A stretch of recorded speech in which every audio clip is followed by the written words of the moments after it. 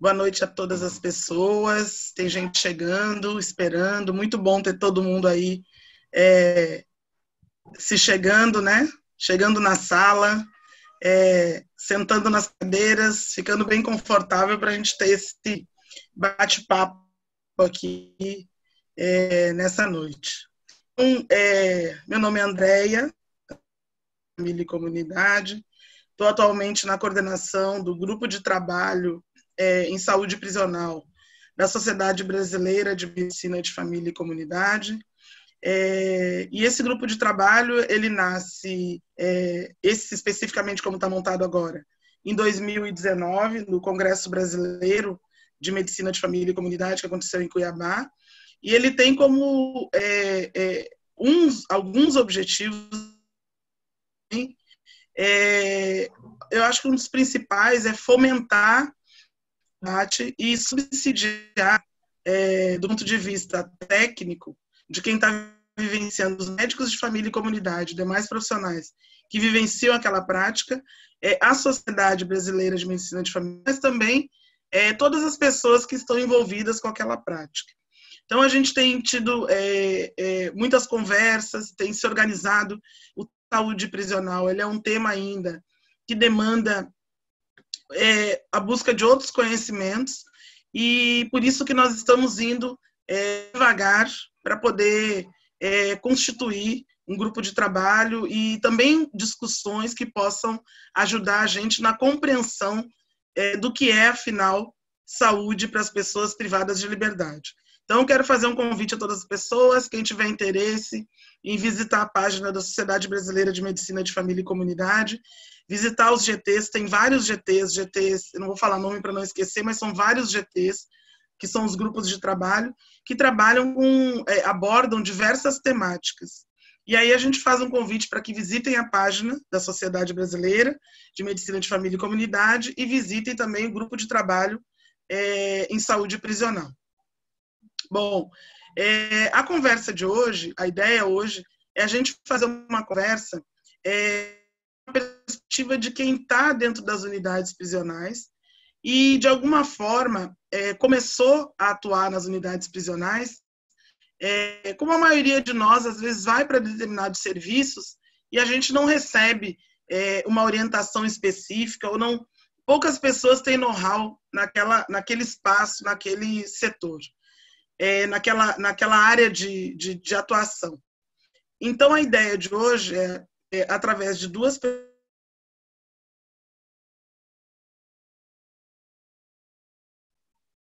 Eu falei, eu sou médica de família e comunidade em uma unidade prisional aqui no estado da Bahia, na cidade de Salvador. E quando entrei na unidade também, as primeiras vezes que trabalhei, não tem nenhuma orientação específica que se receba. Interessante, né? A gente vai trabalhar num hospital, a gente recebe algumas orientações em relação às regras. E também porque a gente tem uma formação, a maior parte dos profissionais em nível hospitalar, acaba que a gente vai atuando em unidades hospitalares, mas a gente de uma prática de estágio, enfim, dos estágios obrigatórios naquelas unidades. Para o sistema prisional, a gente a prática. Então, como que é que a gente lida com isso? Antes eu queria de trazer as duas celebridades de hoje que vão falar com a gente. É importante dizer que a gente fala de uma população de mais de 750 mil pessoas privadas de liberdade. Os números, eles oscilam muito. Tem um professor, um médico, que trabalhou na gestão de saúde prisional, e que ele costuma dizer, Dr. Francisco Job, qualquer número já dito em relação ao sistema prisional, ele pode estar equivocado. E por que isso?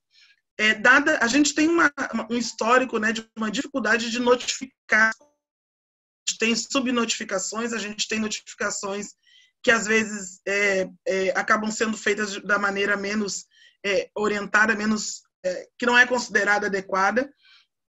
E isso não é diferente com as pessoas privadas de liberdade. Então, não é difícil a gente chegar em unidades e a própria gestão não saber quantas pessoas estão privadas de liberdade. Então, nesse sentido, A gente trabalha com os números oficiais que tem, né? 750 mil pessoas, 748 mil, um pouco mais. Sabemos que nós estamos no terceiro lugar em termos de população prisional no mundo, atrás dos Estados Unidos e da China. Passamos a Rússia, que era o quarto lugar. E contamos hoje com uma população majoritariamente composta de homens, jovens. Quando se fala de mulheres, também são mulheres negras e jovens, cumprindo pena em média de 4 a 8 anos de idade.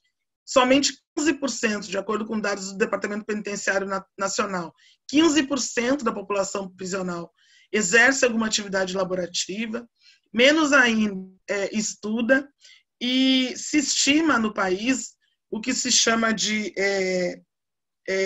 quando a pessoa volta a cometer crime e retorna para as unidades prisionais, em torno de 85%.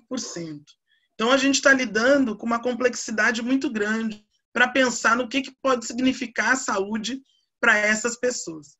E aí, nesse sentido, a ideia é hoje a gente conversar com a doutora Ana Melo Dias, que vai se apresentar, Ana Paula Melo Dias, que é médica de família e comunidade e atua numa unidade de saúde, numa unidade prisional federal, e Dr. Kleberson Alves também vai se apresentar, que é psicólogo e atua aqui no estado da Bahia, na cidade de Salvador, e eles vão falar um pouquinho. Por favor, sejam bem-vindos, Ana e Kleberson, e eu queria que você se apresentasse um pouquinho. Obrigada, boa noite. Eu começo, Kleberson? Fica à vontade. Então, primeiro, compartilhar a alegria, a honra, o privilégio de estar aqui essa noite com vocês. Tô muito feliz de já ter criado, então, há pouco tempo, essa identidade, né, com a saúde prisional, que, como a Andrea falou, é um tema tão ainda ignorado, assim, né, na formação médica. E comigo não foi diferente, né, na minha formação. Então, estou muito feliz de estar aqui essa noite. Quero muito agradecer a todas e todos que estão aqui com a gente. Me apresentando um pouquinho, né? Meu nome é Ana Melo Dias. Eu brinquei que o Paula foi desvendado aí. Muitas pessoas não sabem que eu tenho Paula no nome. Eu brinco que minha mãe e meus irmãos me chamam de Ana Paula. Acho que meu irmão está até aí, se eu não me engano, na sala. E eu sou médica de família e comunidade. Antes disso, eu fiz veterinária, então também sou médica veterinária. Gosto de trazer isso para o meu currículo, porque é uma parte importante da minha trajetória.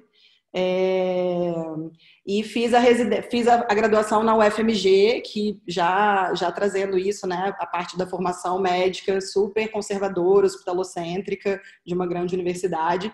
Sem dúvida, eu não tive... Assim, eu tentei rememorar, mas eu acho que eu não tive sequer um tópico de uma aula sobre população carcerária durante a graduação. E aí depois fui para medicina de família e comunidade, seria acho que o único caminho a trilhar na medicina. Durante a minha formação eu tive várias crises, né, para pensar para onde eu iria no campo da medicina, e a medicina de família e comunidade me abraçou, enfim, atendeu as minhas angústias. E também não foi muito diferente da minha formação como médica de família e comunidade, assim. Acho que talvez seria o espaço interessante para discutir a questão da saúde prisional, né? Entendendo que o profissional especializado na atenção primária à saúde precisaria também conhecer essa grande população, né, do nosso país. E eu não a conheci, né? Na verdade, a única experiência, para falar que eu não a conheci, a única experiência que eu tive foi de um grupo muito bonito que eu tive a oportunidade de participar na Heitor Beltrão, na Tijuca, no Rio de Janeiro. Eu fiz na UERJ, fazendo um caminho para entender minha formação. E tinha um grupo chamado Entre Muros. Eu não sei se alguém conhece, assim.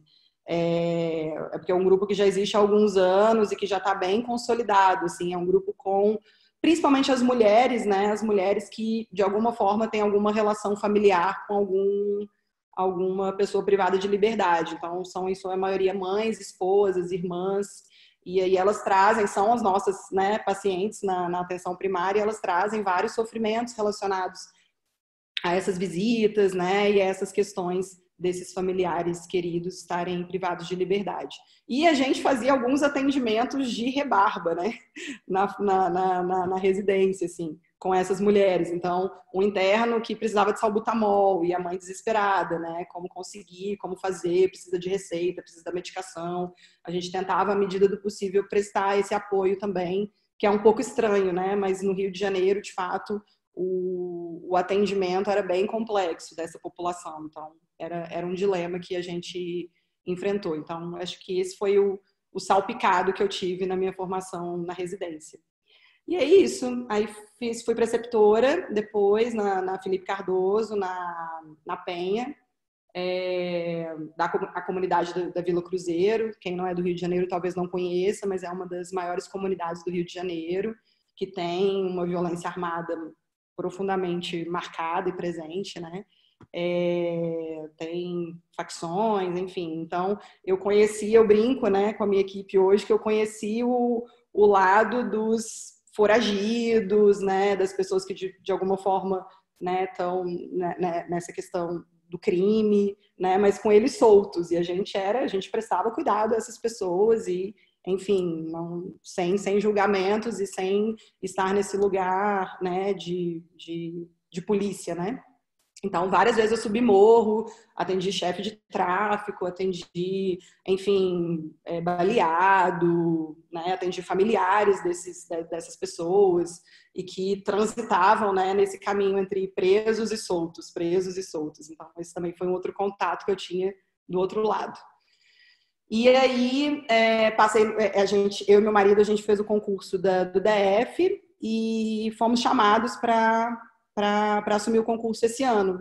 E aí a gente ganhou esse presente, na verdade. Quando a gente veio para cá, falaram, olha, tem vaga no sistema prisional, vocês topam? Então a gente olhou um para o outro e falou, caramba, topamos muito, assim, né?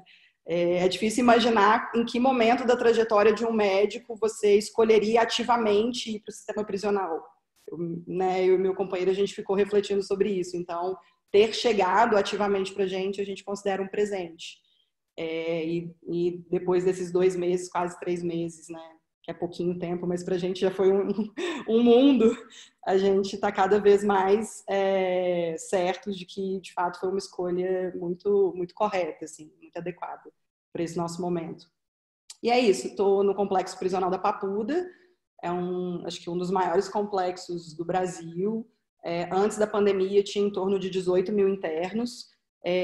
Com a pandemia, algumas prisões, né, foram transformadas em domiciliares pelo alto risco dos internos, e agora acho que gira em torno de 14, 15 mil internos. No início eu comecei num presídio já de segurança máxima, com internos com penas longas, passei alguns dias lá e depois fui transferida para um presídio novo, um bloco novo que foi criado para o coronavírus, né? Então, é um bloco de quarentena. É um bloco interessante porque eu recebo todos os internos que chegam. Então, quem vem direto das delegacias semanalmente, eu faço essa recepção porque eles precisam ficar quarentenados por pelo menos 2 semanas. Então, depois eu vou compartilhar aí quais são. Desculpa, eu tô indo a mais, né, Andréia? Eu queria só segurar um pouquinho para a gente... são muitas informações, eu já anotei várias coisas aqui, e eu acho que é muito legal a gente ir entendendo melhor esse processo. Por isso que eu queria ouvir um pouquinho só da apresentação de Cleberson, para as pessoas entenderem, né?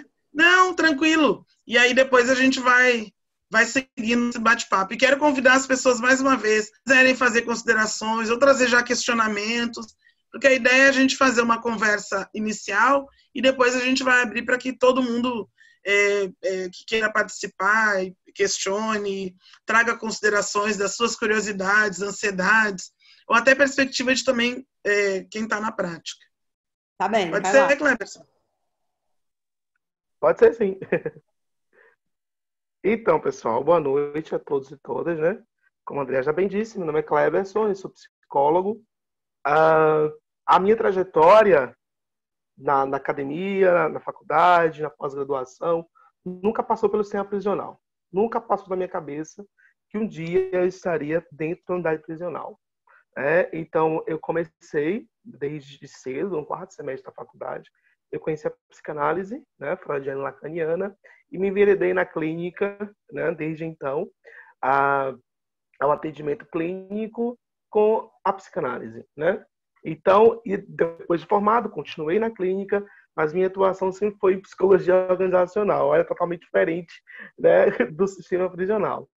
Mas também sempre fui apaixonado pelo social, fiz vários trabalhos também comunitários, né? Trabalhei em várias comunidades, na periferia, aqui no meu próprio bairro também, sempre fui envolvido com essas questões.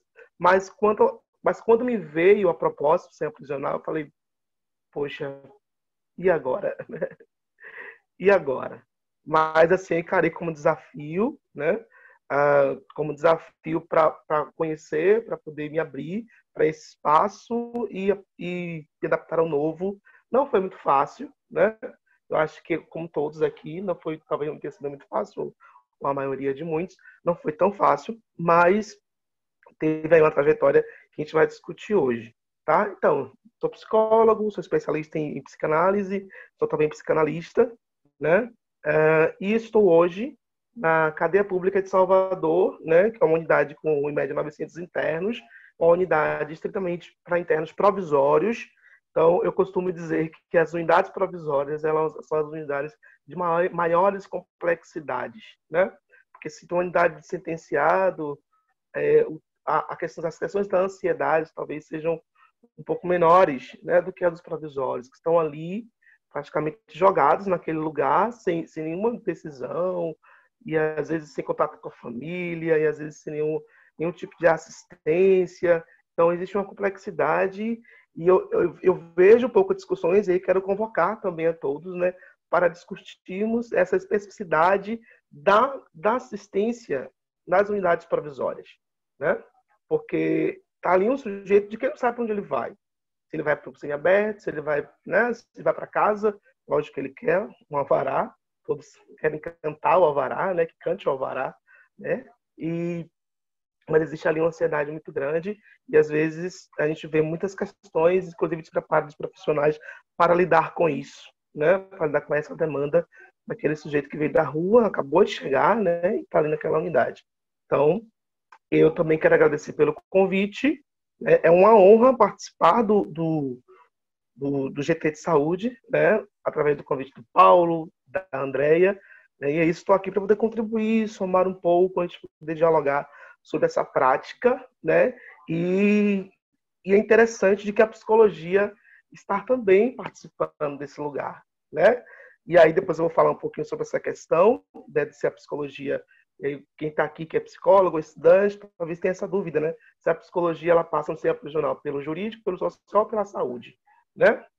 Então, eu atuo dentro da unidade de saúde, tá? Eu trabalho com equipe interdisciplinar, então eu dialogo com psiquiatra, dialogo com médico, dialogo com assistente social, a gente tem um trabalho interdisciplinar em saúde dentro do sistema prisional. Mas não vai adiantar muita coisa, depois a gente vai discutir sobre isso. Mais uma vez, obrigado. Estamos aqui. Excelente. Eu quero dar as boas-vindas para quem chegou depois. Estou vendo que tem estudantes, né, de psicologia, estudantes de medicina aqui da Baiana também. Tem profissionais, né, tem Raquel, que é MFC do Rio de Janeiro.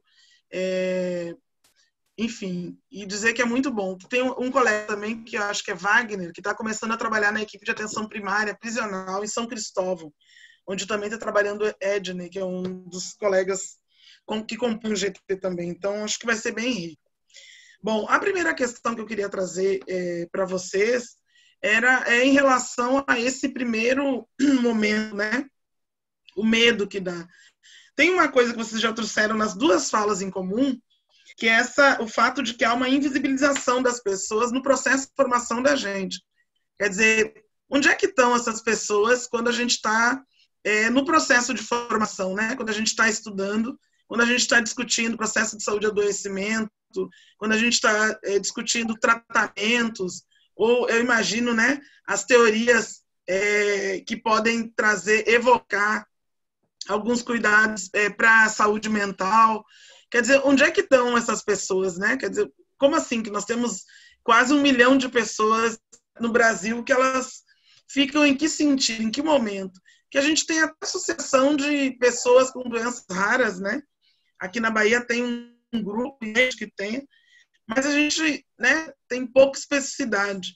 Então, a primeira coisa que eu queria ouvir de você é como que foi essa primeira, eu vou começar por Ana, essa chegada no sistema prisional. O primeiro atendimento, não sei se tu lembra, as tensões, o medo, a ansiedade, as dúvidas.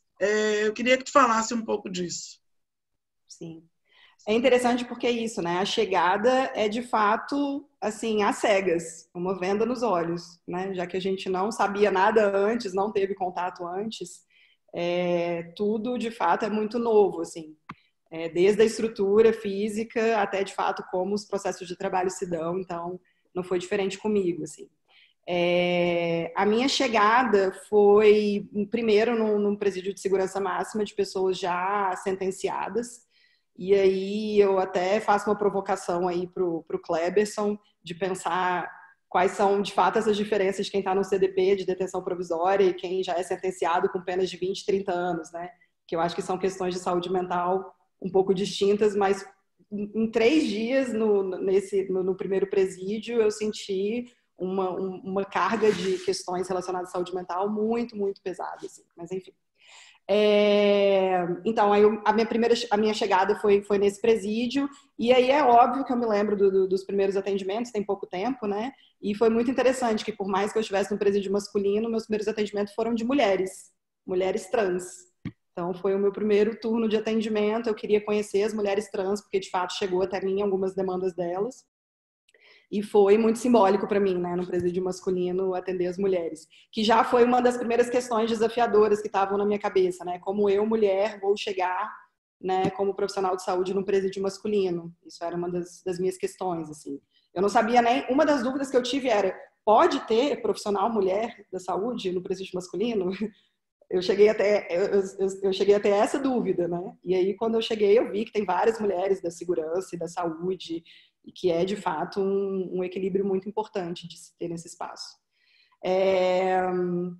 Eu acho que é isso, assim, o primeiro atendimento com as mulheres trans foi muito interessante também, que algumas coisas que me chamaram a atenção foram as demandas, né? As principais demandas dela eram shampoo, elas queriam ter acesso a shampoo, né? Elas, felizmente, conseguiram ter o direito de não rasparem as cabeças delas, né? De poderem manter os cabelos ou os alongamentos, enfim, cabelo natural ou artificial, né? Que é interessante, mas sem o shampoo era uma questão para elas, né? De fato, o cuidado era dificultado, assim. E aí uma demanda de uma outra que foi muito importante foi, eu queria sentar no banco durante o banho de sol. Aí desculpa, eu sou nova aqui, né? A primeira vez que eu tô aqui no sistema prisional, várias coisas eu não sei como funciona, eu preciso de vocês, inclusive, para entender como, né? Como que é, né? Como funciona o presídio, mas como assim sentar no banco? E aí, como de fato os banhos de sol são muito cheios, enfim, tem umas áreas de banco, só algumas pessoas que podem sentar. E, no geral, precisa de um laudo médico para isso, né? Explicando por que precisa sentar. Essa mulher trans, especificamente, tinha um silicone industrial no glúteo e que dificultava muito sentar no chão, era doloroso, enfim. Então, acho que foi interessante pensar que as duas principais demandas pareciam, né, desconectadas da realidade para mim, né, de onde eu vim, assim, da minha experiência prévia. Acho que foi esse meu primeiro impacto. Jogar a bola para o Kleberson agora. Fantástico. Eu anotei aqui, acho que depois a gente pode ir comentando. Se deixar, André, eu vou falando loucamente. Eu que estou tentando me interromper. Por favor, me interrompa, eu fico super bem interrompida, tá? Não, mas tá ótimo. Bora, doutor Kleberson. Não, só referente, Ana, que você comentou sobre a questão da saúde mental na unidade provisória ou na unidade de sentenciado, existem algumas questões do provisório que potencializam a atenção, né? Então, por exemplo, quem chega muitas das vezes na unidade provisória, ele não sabe o que vai acontecer com ele, nem quais são os procedimentos, nem quais são as regras. Ele está ali em um ambiente que não que para todos sejam deles, né? Nem no provisório, nem no sentenciado, o ambiente é dele, não é dele. Mas é um ambiente que ele nunca viu, não está acostumado. Existem regras, existe horário para comer, horário para tomar banho, existem grades batendo, existe um cara que fica chamando de ladrão o tempo inteiro, ele nunca foi chamado assim, né? Então, existe a distância da família, não tem visita até então, né? A visita ainda não fez a carteirinha, tem um processo. Então, tudo isso intensifica e torna diferente da questão do sentenciado, né? Então, potencializa a questão da saúde mental, né? Então, só para a gente poder... Acho que ficou claro, né? Diferente do sentenciado, que ele já sabe quanto vai ser a pena dele, ele já tem contato com a família, né? Ele já conhece as regras, né? Já não, entre aspas, já está habituado àquele ambiente, né? Ou não, né? Vai depender de como cada um vai dar conta desse lugar. Mas, em decorrência da pergunta de Andréia, para mim, vou falar assim bem claro, tá? A Andréia me conhece, sabe? Eu me senti, quando eu cheguei, né? Eu fui direto para a cadeia pública, apesar de também já ter uma experiência em outra unidade, que é a unidade semiaberto, tá? Em Lauro de Freitas. Mas quando eu cheguei na cadeia pública, eu passei pela unidade de Andréia, que é a penitência Lemos de Brito. E eu me senti passando, sabe aquela série de zumbi? Você tem essa sensação, André? Um pouquinho. A unidade não é minha, não, viu, pessoal? A unidade é onde que eu trabalho, que ele está falando. A unidade que ela trabalha. A unidade que você trabalha, né? Eu me senti assim, falei, meu Deus, é assim, né? Conseguia ser pior do que até o que eu imaginava, né? Aquela unidade, aqueles muros imensos. Falei, será que eu estou na série que eu esqueci o nome agora, do zumbi, né? Mas, paralelo a isso, eu tomei assim, um baque, né, naquela condição, naquela estrutura, as necessidades básicas que não eram supridas para aquele sujeito, questão de higiene, espaço, tudo isso me deu um pouco de... Fiquei um pouco assim, tenso, né? Mas, sobretudo, eu queria ressaltar, né, a ideia do crime, né? Que eu tinha uma ideia e eu estou aqui disposto a me desnudar mesmo, né? A me expor, né, na verdade. E acho que a ideia é essa, e a gente poder dialogar entre e as mudanças que foram acontecendo, era de que ele estava ali porque ele escolheu. Né? Não, ele está aqui porque ele escolheu estar aqui. E eu acredito que essa é uma ideia e que eu ouço dos colegas, de muitos colegas dentro do sistema prisional, que o sujeito está ali porque ele escolheu. Né? É uma escolha dele. Né? Então, esse foi um primeiro conceito que eu vim, né, armado ali na minha ideia, da sociedade, né, repetindo esse discurso da sociedade, de que ele escolheu que estava lá, ele teve oportunidade. Eu também nasci na periferia, né, assim que a gente ouve, eu também nasci na periferia e não fui preso, não segui o crime. Né? Outras questões era a questão da família. Né? Você não tem medo de trabalhar lá dentro? Né? A mãe fica apreensiva, né? Os amigos ficam apreensivos, né? Com o passar do tempo, meu discurso era: eu tô mais seguro lá dentro do que aqui fora. Né? Tô mais seguro lá com os meninos do que fora do sistema. Mas eu tinha um medo no começo, né? Como eu cresci, né, em bairro periférico, eu cresci em comunidade, né? E vivo até hoje em comunidade. Eu tinha uma ideia de que eu ia encontrar alguém, era uma ideia persecutória que eu tinha de que encontrar alguém, medo de encontrar alguém, né? Até que um dia encontrei, foi maravilhoso, né? Foi muito bom o encontro, né? Em que eu pude ajudá-lo, né? Prestando assistência, não foi maravilhoso no sentido de que eu vi ele preso, tá, gente? Não é isso. Mas de que ele encontrou alguém ali que pudesse ajudar ele, tá? A ideia é essa. Quando ele, né, me encontrou, ele agradeceu bastante, a gente fez o acolhimento, os encaminhamentos devidos, e a gente sabe da deficiência da assistência precária que existe na prisional. Né? Outra questão é que eu fui muito com a visão clínica, né? Porque, como eu falei na apresentação, eu vim com a visão muito clínica, de consultório. E eu precisava me desconstruir, sair desse lugar, porque não estava dando embaixo, até que um dia um interno falou para mim assim, preso falou para mim assim, eu disse para ele, não, é daquela escuta, né, naquele negócio da clínica, do divã, querendo, né? Aí eu falei para ele, eu entendo o que você está me dizendo. E ele me acendeu uma luz e foi aí que mudou, né, a minha visão. Ele falou assim, não, você não entende, porque você não está preso. Né? E isso foi assim, a máscara caiu na hora, né? Ele me deu uma aula do que é estar naquele lugar. Então, eu nunca fui preso, de fato, né? E eu comecei a mudar a minha visão, comecei a mudar algumas ideias, né? Então, ficou essa questão da clínica, eu tive que me desconstruir. Então, isso foi um pouco difícil. E, às vezes, eu percebo que muitos profissionais, isso quando a gente acolhe muitos estagiários, né? A gente que está também ministrando aula, palestra, isso fica muito latente da visão clínica do sistema prisional. E ali a gente não está ali para fazer terapia, ali a gente não está para fazer terapia de longo tempo, não está para fazer uma análise, né? Às vezes o sujeito precisa ser escutado, precisa ser acolhido. Nós estamos ali para prestar assistência àquele sujeito que sofre naquele lugar, né? Então é isso. Então, teve um caso que me chamou muita atenção e que me tirou da clínica naquele espaço, né? E aí é uma situação bem triste, né? Que eu vivenciei. Foi um interno, né? Ele nunca tinha sido...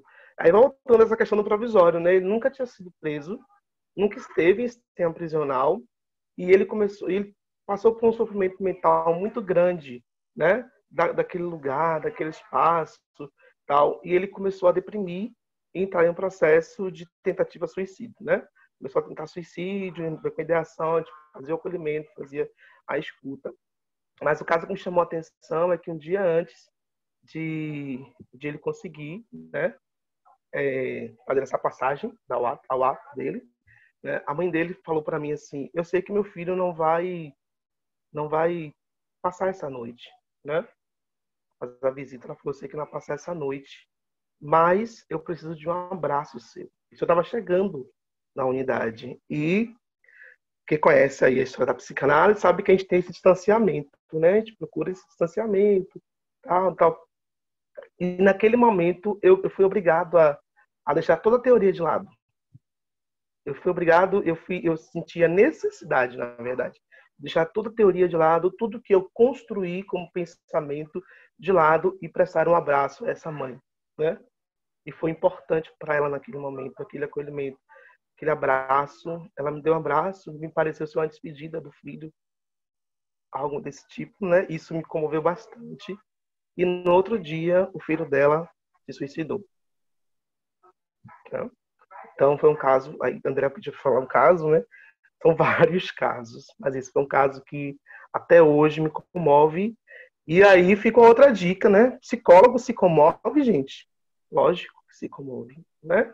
Lógico que a gente sente a sensibilidade do outro, a necessidade do outro e tenta, ao máximo, ser empático, né, nesse processo. Eu acho que é mais ou menos isso, André. Maravilha, perfeito. Andréia. Pode falar. Queria só bater uma bola com o Kleberson agora, sobre uma questão que ele trouxe. É interessante porque parte dos desafios que ele trouxe no início, né, no ingresso dele no sistema prisional, foi o de pensar que é uma escolha do preso estar ali, né? Talvez uma ideia prévia que ele tinha, e essa ideia clínica, né? E essa cultura que a gente tem um pouco mais clínica, né? De como seria e que, de fato, quando a gente vai vivenciando, a gente vai vendo, né? Todas as complexidades ao redor disso. E aí, para mim, é interessante ouvi-lo, que eu senti antes da minha entrada, né, as minhas angústias, que eu imaginei que seriam desafios e que de fato têm sido, era um pouco ao contrário do Kleberson. Eu entrei com uma ideia de como vai ser para mim, né, porque eu não sei nem se eu acredito no sistema prisional brasileiro, eu não sei nem se eu acredito nessa forma de, enfim, de punição e de tentativa de ressocialização.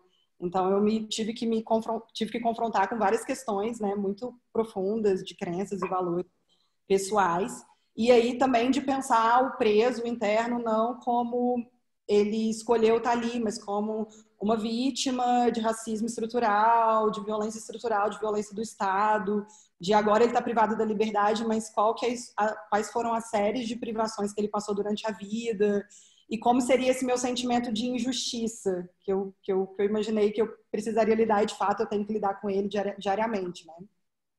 E aí, enfim, o contraponto disso é, às vezes, estar atendendo alguém e, enfim, por algum motivo saber o motivo dele estar ali, perceber que, enfim, foi um crime hediondo, um crime super duro, e como é para mim, né, estar nesse lugar de cuidado, enfim, que é cuidando do agressor, cuidando de quem violenta, né.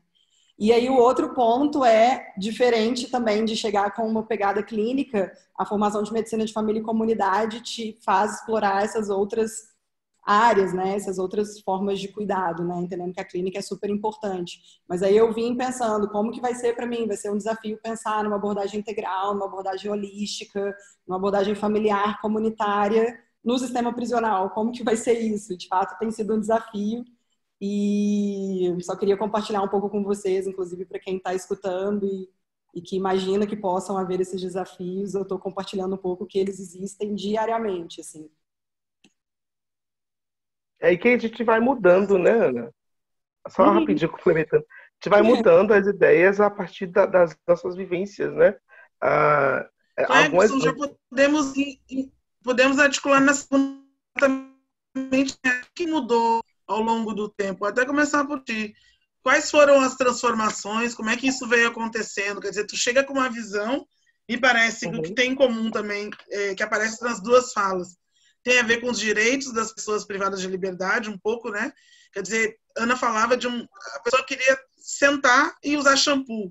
Quer dizer, onde é que está na lei que uma pessoa que passa o sinal fechado não pode usar shampoo, né? Pensando em transgredir, em transgressão.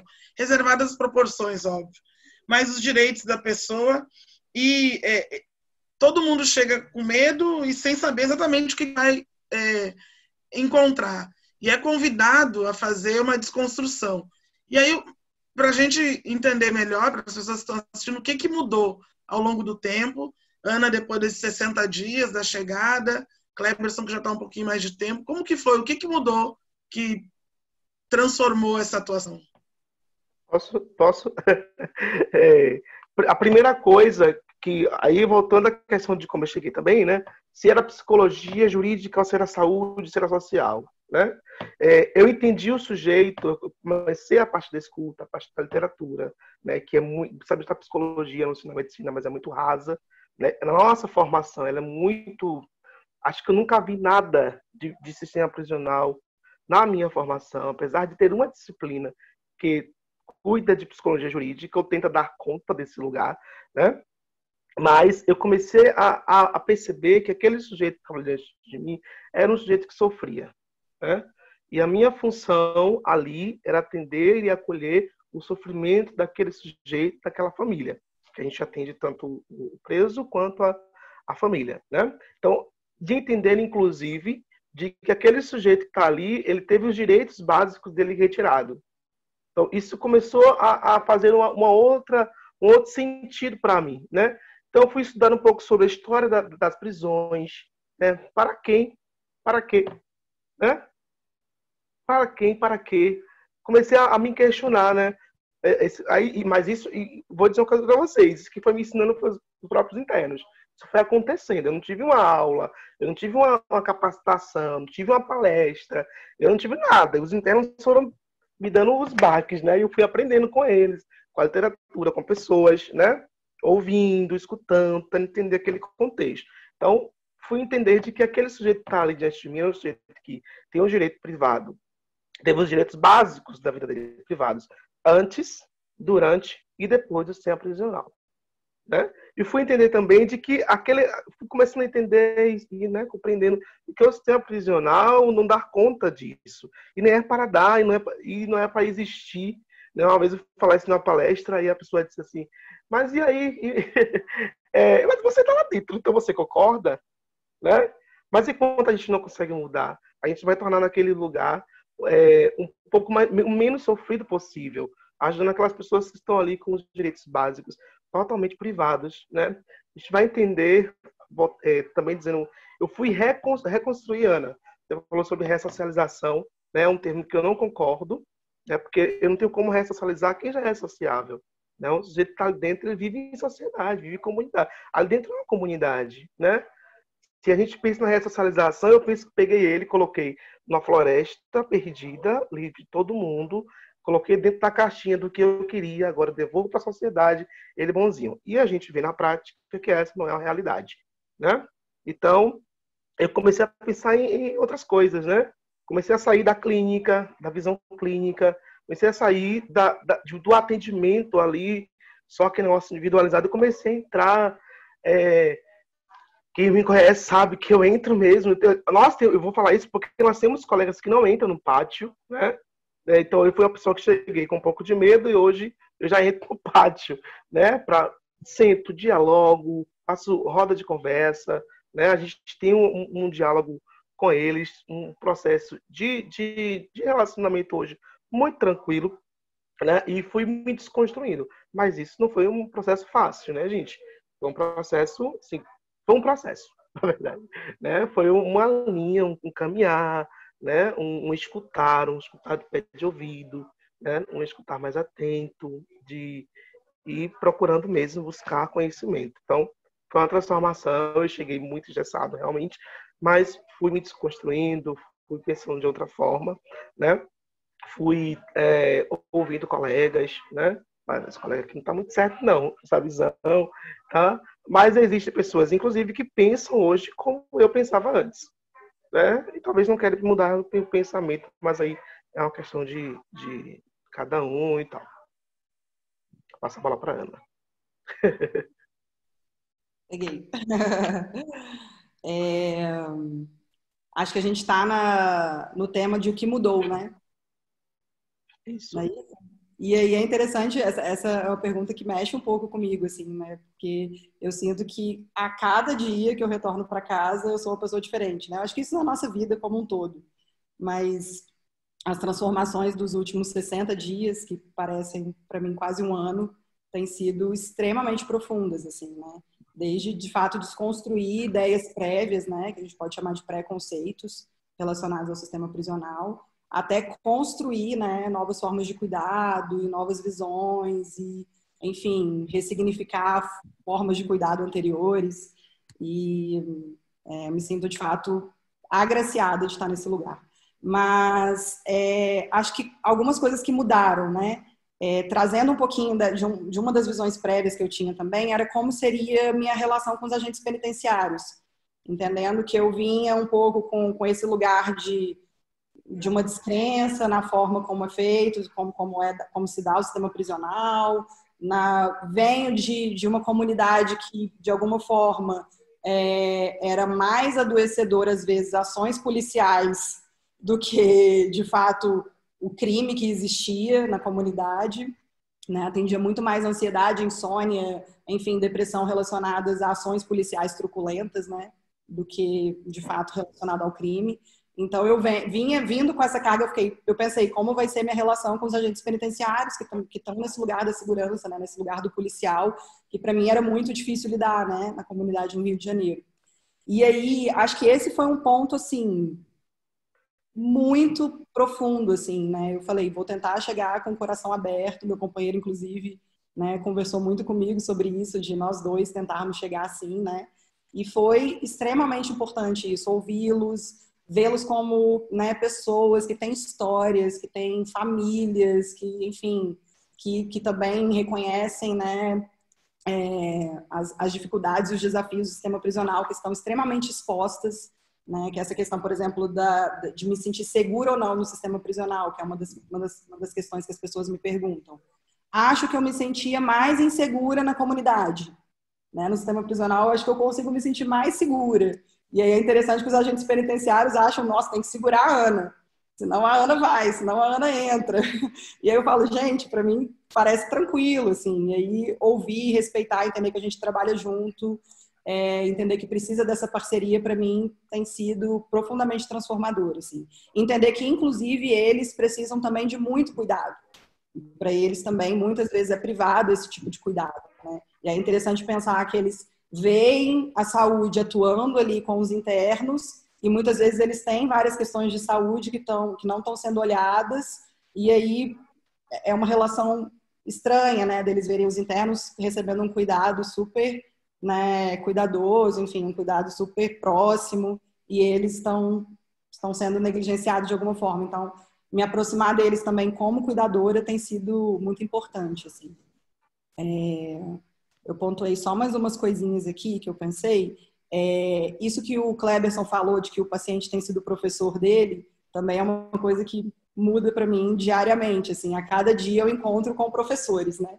Porque cada um é o melhor professor de si mesmo, né?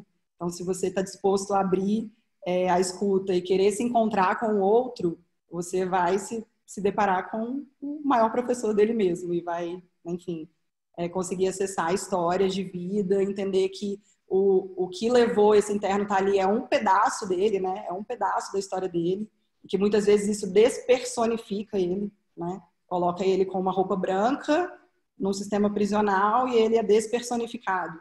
Então, pequenas coisas como perguntar o nome, como pode levantar a cabeça e olhar para mim, me apresentar, de fato me conectar, me parece fazer bastante diferença no cuidado, assim, né? Parecem coisas muito simples, mas que nesse contexto e nesse setting, assim, faz muita diferença.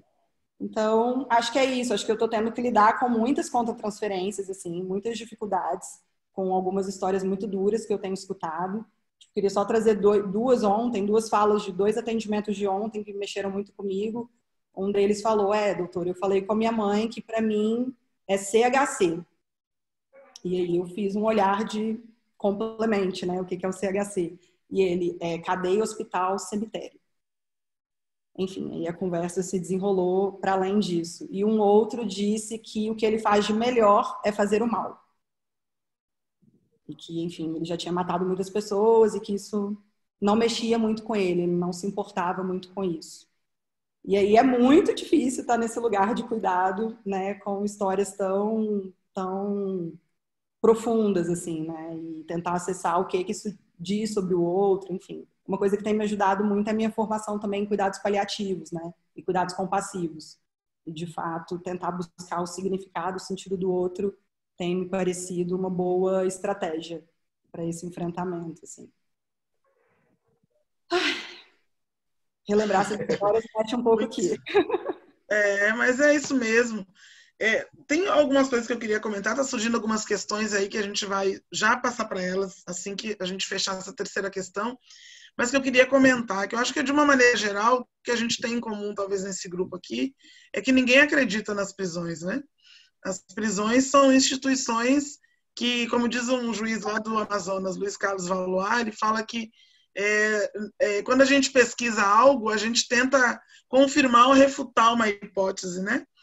E ela já passou por vários ciclos, né? Começou privatizada, agora depois virou pública, agora o movimento de privatização, mas ao longo do tempo tem se mostrado um experimento que não deu certo. E ainda assim a gente insiste nela como parte de uma sociedade para ajudar em alguma coisa, e não ajuda. Então, uma coisa que eu sempre falo, que Paulo até diz que gosta de ouvir, primeiro, assim, nós não gostamos de prisão, mas nós entendemos, até para não romantizar, né? A gente não está achando que está lidando, e não se trata disso.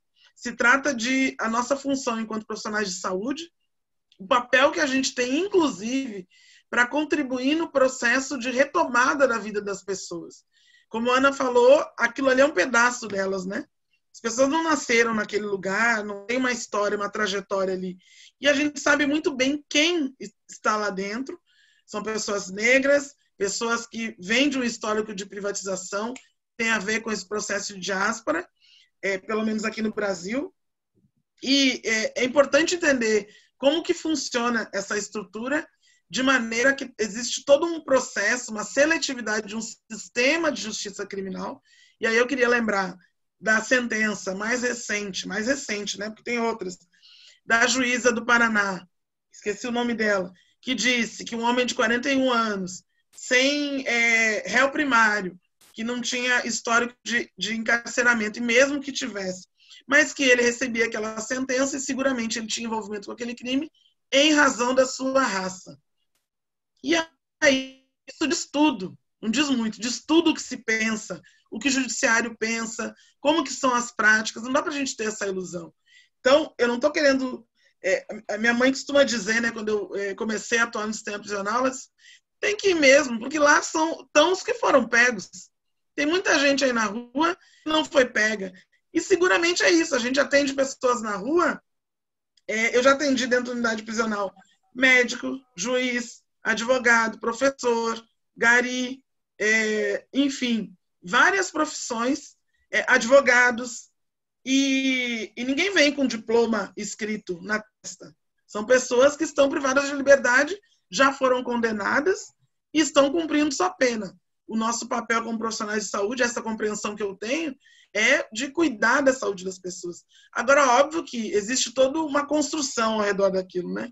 A gente está numa instituição onde as pessoas, onde toda a violência é potencializada, né? Para chamar, despersonificar, para manter a pessoa num nível de submissão. Então é importante pensar sobre isso. Eu sempre que as pessoas vão para o sistema prisional, eu acho que é uma coisa que até eu queria ouvir de vocês, não é que a gente diga para as pessoas, fecha os olhos, que é como se não tivesse nada. A questão não é essa, a questão é que se na rua a gente não fecha os olhos, só que na rua, na emergência do hospital, ou numa clínica privada, num consultório, né, doutor Kleberson, que a consulta é 250, 300 reais, a gente não pergunta para a pessoa se ela cometeu um crime, ou se ela já passou pelo sistema prisional. Muitas vezes a gente nem sabe. Então, eu acho que é importante desconstruir familiares de pessoas presas. A gente atende muitas pessoas cujas mães trabalham em casas de pessoas que se acham, né, o topo, enfim, da supremacia de alguma coisa. E essas pessoas são mães que visitam os filhos, mas que os patrões, as patroas não podem saber que elas têm os filhos, ou os esposos, ou as filhas, ou as esposas privadas de liberdade. Quer dizer, então, é necessário desconstruir essa ideia de que a gente consegue ver tudo, de que a gente sabe tudo, e a gente quer a pureza das pessoas. Que pureza? Onde é que tem pureza? Né? Esse negócio de bem e mal. O que é bem e mal, né? É o princípio cristão, é o princípio judaico, é o princípio, enfim, de que princípio a gente está falando para bem e mal, né? Então, eu acho que são reflexões importantes. Eu já tenho algumas questões já aqui, mas antes eu queria ouvir de vocês, assim, do ponto de vista da formação. Vocês falaram um pouquinho, mas quais as competências vocês entendem hoje, diante do que vocês já viveram, que seriam necessárias para poder fazer uma abordagem da saúde das pessoas privadas de liberdade? E aí, quando eu falo da saúde das pessoas, a gente pode falar também dos agentes penitenciários, dos trabalhadores da limpeza, dos professores que dão aula, dos grupos religiosos. Quer dizer, quais são as competências que a gente pode lançar mão para poder promover o cuidado dessas pessoas diante do que significa aquele espaço enquanto um locus de violência? Agora, você escolhe quem vai falar, né, André? Acho justo. Não é, Ana? Como quiserem. Seu áudio está fechado, André. Pode ser, Ana. Vai lá, Ana. Vamos lá. É interessante porque são essas competências que eu estou buscando ainda, hein? Estou nesse processo. A gente discute muito essa questão, né, das competências do profissional de saúde. Na Sociedade Brasileira de Medicina e Família e Comunidade, a gente tem, né, a matriz de competências, né?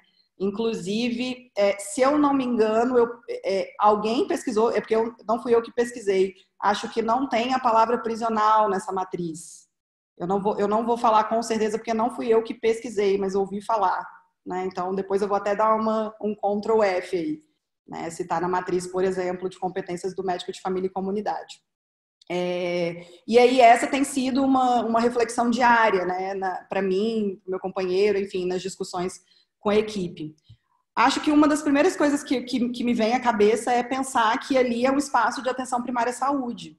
Então, pensar que podemos e devemos exercer os atributos da atenção primária à saúde é essencial, assim, para esse cuidado, sabe? E não destacar dessa forma a saúde prisional. Eu acho que talvez trazer, de fato, para o que é a PS, de fato, né? Assim, entendendo que o cuidado integral, longitudinal, oferecer acesso, como que é essa forma de acesso, aí é óbvio que o acesso não vai ser o mesmo de uma clínica fora, né? A gente vai ter que pensar quais são as formas de acesso no sistema prisional, né? A gente não chega e tem as demandas lá para gente. De alguma forma, esse interno vai precisar se comunicar com alguém, com agente penitenciário, com um colega de cela, ou gritar na cela, bater alguma coisa na cela falando que está doente. Então, assim, tem algumas especificidades que a gente vai precisar adaptar, mas eu acho que pegar os princípios da atenção primária, acho que é essencial, assim, adaptar às diversas realidades que eu também imagino que os diversos sistemas prisionais do Brasil, as diversas cadeias, são bem diferentes entre si, né? E aí, trazendo para o meu lugar de médica de família e comunidade, também estou com esse desafio de pensar das competências que eu desenvolvi, que estou ainda tentando desenvolver, né? A gente está sempre estudando, querendo se transformar, querendo melhorar nesse cuidado, né, que a gente se propõe. O que eu vou conseguir trazer para a saúde prisional, o que eu vou precisar adaptar, né? Como que é uma abordagem familiar no sistema prisional? Agora eu estou nesses 2 meses na pandemia ainda, né? Então, os internos estão sem visita de familiares. Um dos sonhos que eu tenho, que eu já trouxe para minha gerente, é tentar fazer um grupo com os familiares durante a visita. Como que é, se isso é possível, se não. Eu ainda estou muito sonhadora, várias coisas que eu trago, as pessoas me trazem de volta, né? Me puxam para o que eles chamam de realidade, e aí tentam explicar um pouco o contexto da segurança ou de outros atravessamentos, que eu acho que é muito importante a gente escutar e acolher, né? E adaptar. Mas acho que é possível fazer muita coisa, né? O que eu vou trazer das minhas competências de abordagem comunitária para essa comunidade, né? Como o Kleberson trouxe, né? Ser ressocializado não faz sentido se são seres sociais desde que nasceram, né? Mas ser reintegrado a essa sociedade que exige, né? Alguns padrões estabelecidos, enfim, senão você é marginalizado, você é escanteado, né? Preso ou solto, né? Privado ou não de liberdade. Então, como que vai se dar uma abordagem comunitária no sistema prisional, né? Como é que eu vou fazer um grupo? Como que vai ser esse grupo? A gente não está conseguindo fazer agora na pandemia, mas eu soube há pouco tempo que os grupos que aconteciam eles fazendo uma roda dentro de grades, né? Que é o corró, que a gente chama, um corró um pouco maior, e o profissional de saúde fora dessa grade. Como que é isso? Né? Como que isso vai acontecer? Assim? Como que vai se dar essa comunicação? Enfim, uma coisa que pega muito para mim é pensar, a gente traz muito sobre os determinantes sociais de saúde, né? Os determinantes do adoecimento, do processo de saúde e adoecimento de uma pessoa. A gente é profissional de saúde num lugar que é profundamente adoecedor. E a gente vai atender essa pessoa e ela vai voltar para um ambiente profundamente adoecedor, né? E a gente, de alguma forma, representa o Estado ali e, né, legitima esse retorno a esse ambiente profundamente adoecedor. Então, isso pega um pouco para mim. Como que eu vou tratar uma asma e vou conversar sobre controle de ambiente, né? Como que eu vou discutir sobre que é importante fazer atividade física e ter uma dieta equilibrada, né? Então, acho que eu trouxe mais desafios do que competências que tem que adquirir, mas eu acho que as competências que eu queria trazer é esse olhar, trazendo para quais são os atributos da APS, as competências do médico de família e comunidade ou do profissional da APS, mas bem sensível ao que é de fato a realidade ali, né? E tentando adaptar e entender como que a gente vai prestar o melhor cuidado possível, assim.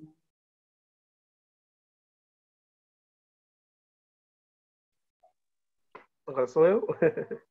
Doutor Kleberson.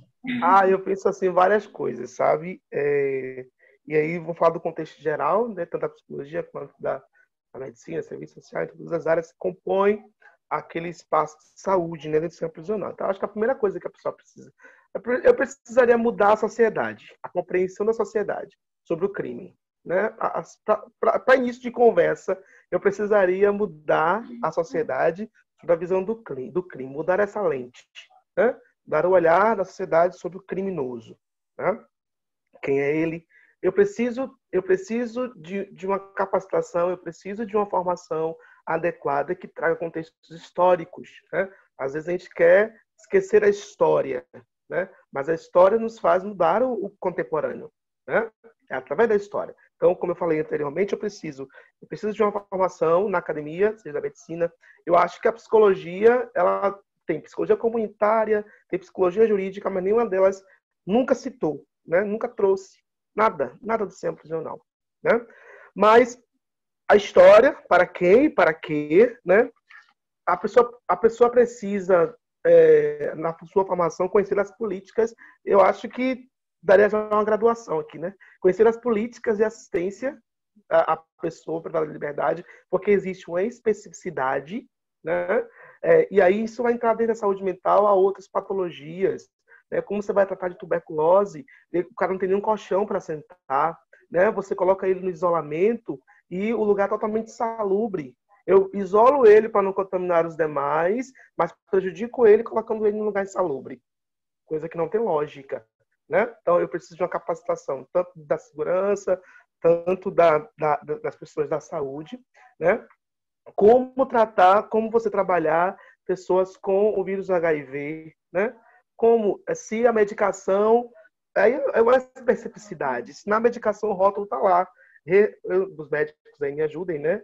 Tem os retrovirais, né? Retrovir, coisa desse tipo, né? E todos elas sabem que ele vai usar aquela medicação porque vai com ele. Então, são coisas mínimas. E internos, inclusive, se recusam a fazer o tratamento com medo de que outros vejam que ele usa aquele retroviral, né? Isso acontece muito.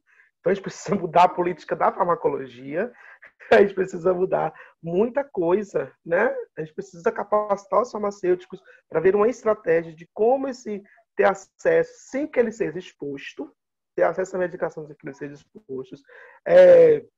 A Andrea pode falar muito bem sobre a anemia falciforme, ela vem trabalhando isso. Então, se você perguntar hoje para a pessoa da saúde o que é, não sabe nem dizer o que é, né? Então, a gente precisa ter uma formação em saúde, a gente precisa ter uma formação das políticas, a gente precisa ter um profissional que trabalhe no sistema prisional, que tenha um olhar político não discriminatório, mas que entenda a subjetividade e a singularidade de cada sujeito naquele lugar, né? Então, voltando para o meu começo, a primeira coisa quando eu chegava, quando sentava, você fez o que mesmo, né? Aí depois eu falei, cara, por que isso importa? O que ele fez ou deixou de fazer? Né? Não importa, eu estou aqui porque você está sofrendo, eu estou aqui preocupado com o que ele fez ou deixou de fazer. Isso aqui, outra questão, isso aqui é o quê? É investigação criminal, né? É CSI, não é. É assistência à pessoa para a liberdade, à saúde, aquele sujeito que sofre, né? Então, entender esses direitos básicos, isso é importantíssimo, né? Entender o espaço. Eu vejo assim os colegas meio perdidos né, fazendo coisas assim que eu fico meio, às vezes, abismado com algumas coisas, né? Porque falta um pouco do conhecimento, falta um pouco da formação, falta um pouco da capacitação sobre o espaço, o fazer daquele lugar, né? Então, tanto da área médica quanto da área da enfermagem em si, né? Sobre a questão discriminatória, a gente vê, não sei se a Ana, no contexto dela, vê isso, né? Queria ver se ela pudesse colocar também. Quando você... Eu já recebi vários internos que não queriam tomar medicação porque doía, gente. E dói, agulha dói. E tem gente que tem medo de agulha, não é verdade? Mas aí, a enfermagem ou a segurança, mas de uma bala você não tem medo, mas da agulha você tem. Né? Então, eu acho que falta uma construção mesmo de uma formação, acho que inclusive subjetiva, né, de cada sujeito que se propõe a estar naquele lugar. Porque se você, aí eu já vou ser um pouco bem radical, se você não se propõe a pensar de uma forma diferenciada, não queira estar nesse espaço, né? Procure outro lugar, tenha diversidade de atuação, né? Mas se você mas se você pode, né, fazer outra coisa, aí tem muita coisa, né? A gente precisa, na formação, pensar para além das grades, né? A gente só pensa, às vezes as pessoas só querem pensar no sujeito que está ali dentro, né? Vamos supor, na unidade provisória, por exemplo, na unidade de André, que André trabalha,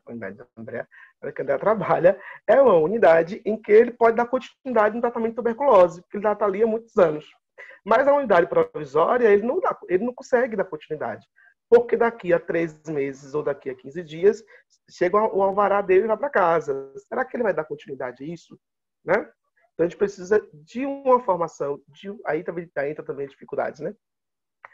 Que permita esse acesso à assistência à saúde para além desse espaço, né? Para além desse lugar, das grades, e pensar o sujeito antes, durante e depois. Eu venho sempre discutindo isso, né? O sujeito que está ali, ele ele não só está ali, mas ele esteve em outro lugar, ele estará em outro lugar, né? Então, pensar de uma forma ampla, não tão fechada. Eu acho que deu para conseguir responder mais ou menos, André. Eu achei ótimo, porque são reflexões, né? Como a Ana falou. A gente vem, ao longo do tempo, pensando, né? E construindo maneiras de construir esse cuidado. Ele não está dado e ele não é igual para todas as pessoas, né? Cada pessoa que chega e cada profissional também que chega tem uma história, tem uma individualidade. E esse eu acho que é um dos grandes desafios, né? Reconhecer essa individualidade de uma pessoa que está privada de liberdade.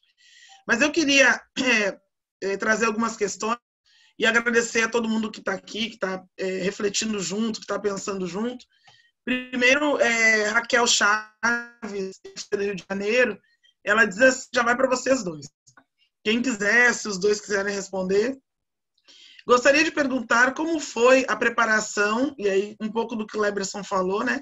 Leituras, formação teórico-prática de vocês para o trabalho nas unidades e se os serviços de saúde prisional oferecem espaços de formação e educação continuada para os profissionais que atuam na assistência a essa população. Eu quero falar. Então, vamos embora. Vontade. A Raquel, minha amiga querida, obrigada por estar aqui, Raquel maravilhosa. Ela acompanhou um pouquinho também da nossa mudança para Brasília, né, para encarando esse novo desafio. E acho que, inclusive, por minha parte, ela já até imagina as respostas, assim, né? Eu acho que, de fato, eu vim sem nenhuma formação prévia. O que eu e meu companheiro fomos nos inscrever num curso, né, online do UNASUS, que até recomendo, é bem interessante, eu acho que, e bem inicial mesmo, assim, né, mostrando a história do sistema prisional, enfim, nas últimas décadas, no mundo inteiro, quais são os tipos de sistema prisional do mundo, traz bastante sobre a política, né, a saúde prisional, então acho que é uma leitura inicial importante, que eu ainda nem finalizei. E engraçado que a gente comprou alguns livros, né? Aí não deixamos de ler Drauzio Varela. Eu sei que cai um pouco no comum, mas de fato foi interessante ler, né? Esse formato de narrativa é interessante. Para mim funcionou bem, assim, mas também não li os dois livros por completo, o Carcereiros, o Estação Carandiru. Acho que a gente cai um pouco nesse lugar comum. De toda forma, a gente tem procurado artigos e leituras nesse sentido, e que não é tão simples, acho que é um movimento ativo e contínuo, né, para conseguir se capacitar, eu não sei se eu gosto muito dessa palavra, e acho que, na verdade, o dia a dia e, de fato, estar próximo com a equipe, com a segurança, repensando a nossa prática diariamente, acho que tem sido o que mais tem me ajudado, sabe, assim, a me capacitar, né, que é o que acho que é o conceito primordial de educação permanente, né, educação que acontece em ato e serviço, né, conjuntamente com diálogos permanentes, assim. Então acho que isso tem ajudado bastante, mas ainda estou engatinhando a sensação que tenho. Posso falar também? Os dois podem responder ou são... Para né? você, Kleberson, quero saber. Pode falar, Kleberson. Eu acho que a Ana perfeitamente bem, né? A construção desse saber ele é diário, é contínuo. Professores que ocupam esse espaço nos ensinarão bastante, né? Mas eu busquei muita literatura. Então, eu tenho livros que eu não indico, e eu tenho livros que eu indico. Né? Tem livros que eu tenho aqui que eu fecho a jogar fora, porque diz cada absurdo, né, sobre o sistema prisional que a gente fica como gente, né?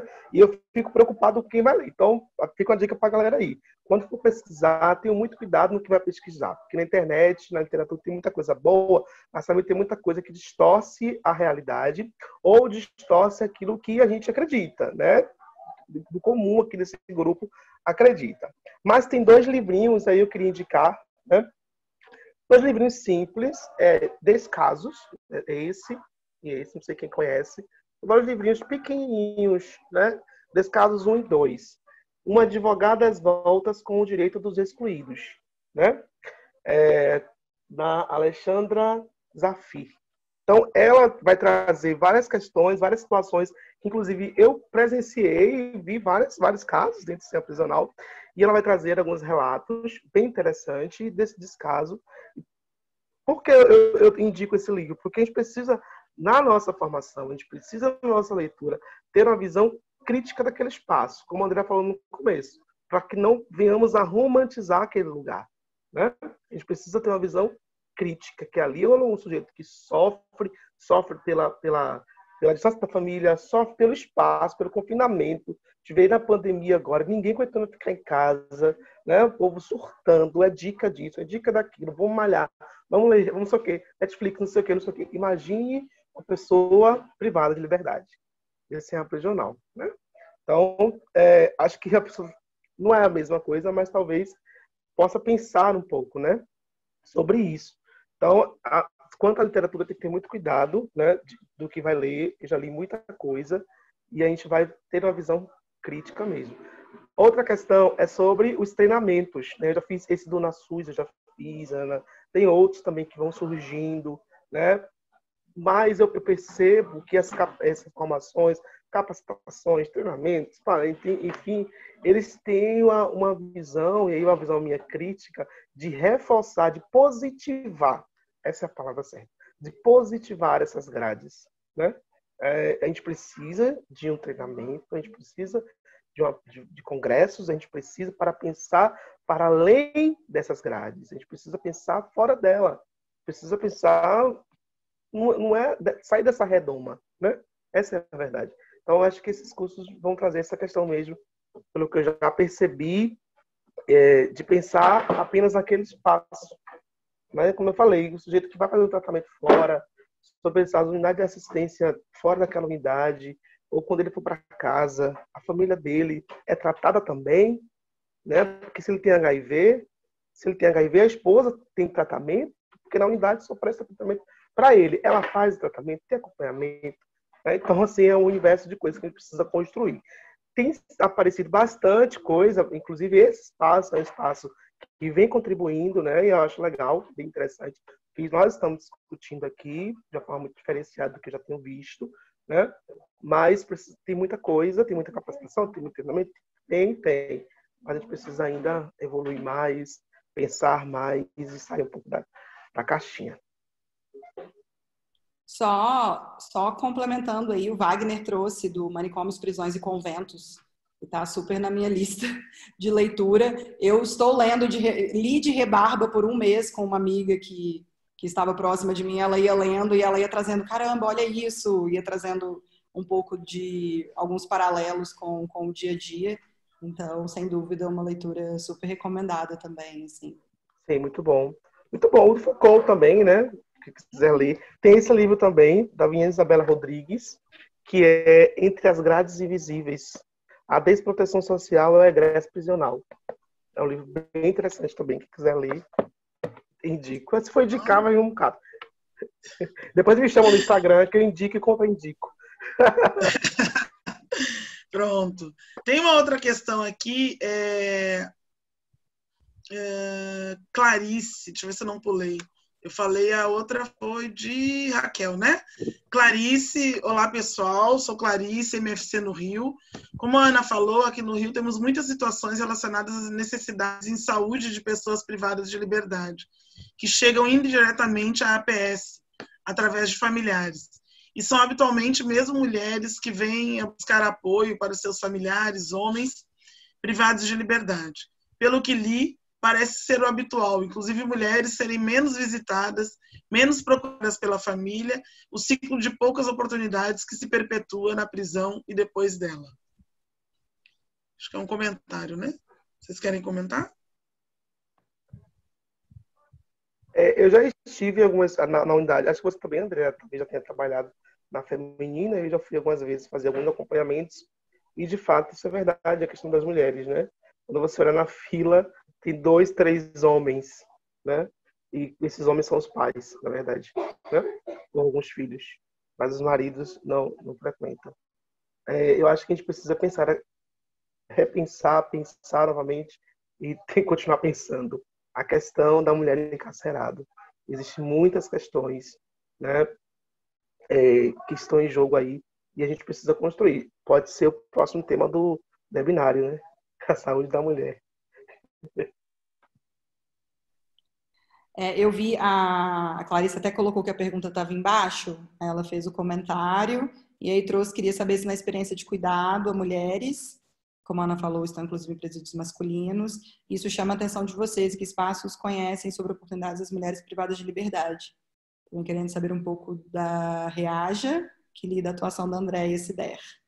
Acho que a Andréia pode falar aí. Então, na verdade, só sucintamente, né, eu não tive experiência com um presídio feminino. Tem um presídio feminino aqui no DF, né, um pouco mais ao sul.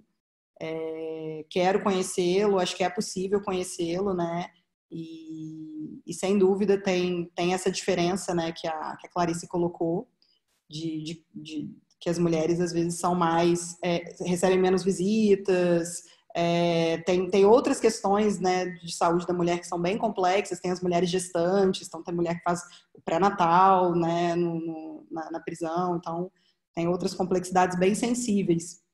E aí, quando ela trouxe que, inclusive, tem as mulheres no presídio masculino, que aí são as mulheres trans, né, e aí elas vão ser atravessadas por outras questões, né, relacionadas à sua transexualidade, assim, né, transfobia, enfim. Só um detalhe que é interessante, as mulheres trans, enfim, e outras pessoas, elas são chamadas de segurados, pelo menos aqui no meu presídio. E aí os segurados e as seguradas, elas têm o direito de ficarem em celas mais isoladas para não sofrerem violência dentro da cela, né, entre os colegas. Então, esse é um aspecto interessante que, de alguma forma, me parece algum cuidado, assim, né? Acho que previne algumas violências, assim. Acho essa questão das mulheres, eu concordo, Clarice, exatamente isso. A experiência que eu tenho como médica e como parte de uma organização política é exatamente isso. Eu sempre gosto de considerar, quando a gente fala das mulheres no sistema prisional, eu sempre gosto de considerar as pessoas que visitam. E, invariavelmente, as mulheres não abandonam esse processo. Na luta que a gente faz, tem mães que eu já acompanhei que visitam as 2 filhas na feminina e os 2 filhos na masculina. E elas costumam dizer, eu estou presa há 15 anos. Isso é o peso, né, o que significa a presença das mulheres em unidades prisionais. A situação das mulheres, a gente tem aí um aumento, né? De 2000 a 2014, enquanto houve um aumento de 220% no número de homens presos, tu teve 564% o aumento de mulheres privadas de liberdade. E aí é importante olhar quem são essas mulheres. São mulheres negras e uma coisa chamada que é a extensão da pena, né? Então, às vezes, está na mesma casa de alguém que está consumindo drogas, a polícia chega, faz uma prisão e aí vai todo mundo preso por tráfico de drogas. Ou mulheres que são casadas e, enfim, o marido é abordado e está fazendo comércio de drogas ilícitas e acaba que vai todo mundo preso. Então, esse aumento também tem muito a ver com a maneira como a sociedade continua se organizando em cima de determinadas mulheres que tem levado a responsabilização pelo seu pertencimento por várias questões. Mas essa presença, sem dúvida, né? As mulheres estão, inclusive nos Estados Unidos, que tem a maior população prisional do mundo e maior população negra privada de liberdade, né? Dos quase 3 milhões de pessoas, em torno de 2 milhões são homens negros. Se estima que de cada 3 crianças negras, 1,5, 2 tenham o pai privado de liberdade, se não estiver morto. Então, para a gente entender o que significa, qual é o papel, como é que as mulheres ficam, né? Então, ou elas visitam, ou elas estão privadas de liberdade, ou elas estão cuidando dessas crianças fora das unidades prisionais. Então, é uma situação muito mais complexa, né? E a experiência da gente é atuar no sentido de garantir a autonomia dessas mulheres, de garantir que quando saiam da prisão também tenham, né, algum recurso, como se reestruturar. e tem situações bem peculiares. Mas eu acho também que tem uma hipocrisia muito grande com as gestantes. E esses dias eu ouvi uma coisa de uma pesquisadora de Pernambuco que dizia o seguinte: se o espaço ele é insalubre para a criança, é porque ele também é insalubre para a mãe. Porque tem um debate aí, né, sobre extensão da prisão, manter mulheres que têm filhos dentro de idades prisionais, ainda que não tenha nenhum estudo, nada que diga que existe nenhuma corte acompanhando crianças que cumpriram pena durante certo tempo com suas mães, que teve algum problema no seu desenvolvimento, não relacionado a isso. Só que aí ninguém discute se essas crianças estão recebendo cuidado fora das unidades prisionais, né? Se elas estão nos semáforos, se elas estão sem escola de qualidade, mas existe essa hipocrisia de discutir que mulheres não devem seguir acompanhadas das suas crianças. Então, é um tema, Cleberson tem razão, um tema bem complexo, a presença de mulheres nas unidades prisionais. Mas a gente precisa olhar de uma maneira bastante ampla, né? Inclusive o fato de que o motivo pelos quais, e aí pensando na história das prisões, o motivo pelos quais as mulheres vão para as prisões, a maneira como as mulheres são tratadas nas prisões, tem a ver sempre com o apêndice, né? As prisões originariamente elas prendiam homens, e as mulheres entram por um outro motivo, muito depois. Então, essa questão da prisão, da presença das mulheres, ela também... Tanto é que a maioria das unidades femininas, elas são adaptadas, né? São puxadinhos, são organizadas em cima de uma estrutura que já existia. E aí eu queria lembrar de novo a situação do judiciário, né? Como que ele olha a presença de mulheres encarceradas, e lembrar daquele caso da menina de 14 anos, que houve uma ordem de uma juíza para prender essa menina numa prisão masculina no norte do país, eu não lembro se foi no Acre, uma menina de 14 anos. Então, esse é o olhar, né? Olhar para a prisão é ter que dar alguns passos atrás e olhar tudo isso. Quem são essas mulheres? Por que essas mulheres estão lá? E como que essas mulheres, inclusive as que vão visitar, são tratadas, são acolhidas e são olhadas pelo Estado. Então, olhar para as mulheres é olhar dessa forma mais complexa. Eu queria só aproveitar essa questão da presença e linkar com uma questão trazida por Vanessa, que Ana já tocou um pouco, mas que eu acho importante a gente retomar. A questão dos homossexuais e homossexuais no sistema prisional é invisibilizada, né? Quando pensamos nos dados do DPEM, que ainda consta apenas o gênero feminino e masculino, e mais uma afirmação de como falta políticas efetivas para essa população dentro do sistema prisional, do quanto esse grupo vem sendo invisibilizado e como os profissionais têm lidado com esse grupo dentro do sistema. Queria ouvir um pouquinho vocês. Posso falar? Pode. Eu estava aqui querendo falar sobre a questão dos homossexuais, da transexualidade e desse contexto do sistema prisional. A gente tem muito a evoluir, né? Eu já presenciei vários casos do sistema prisional, por exemplo, uma pessoa trans, né, uma mulher trans, sofrendo simplesmente porque o uniforme dela não é um uniforme para mulher, é um uniforme para homem, e ela não veste roupa de homem, ela veste roupa de mulher. Então, a gente precisa começar a discutir, precisamos dialogar sobre essa questão, né, da transexualidade.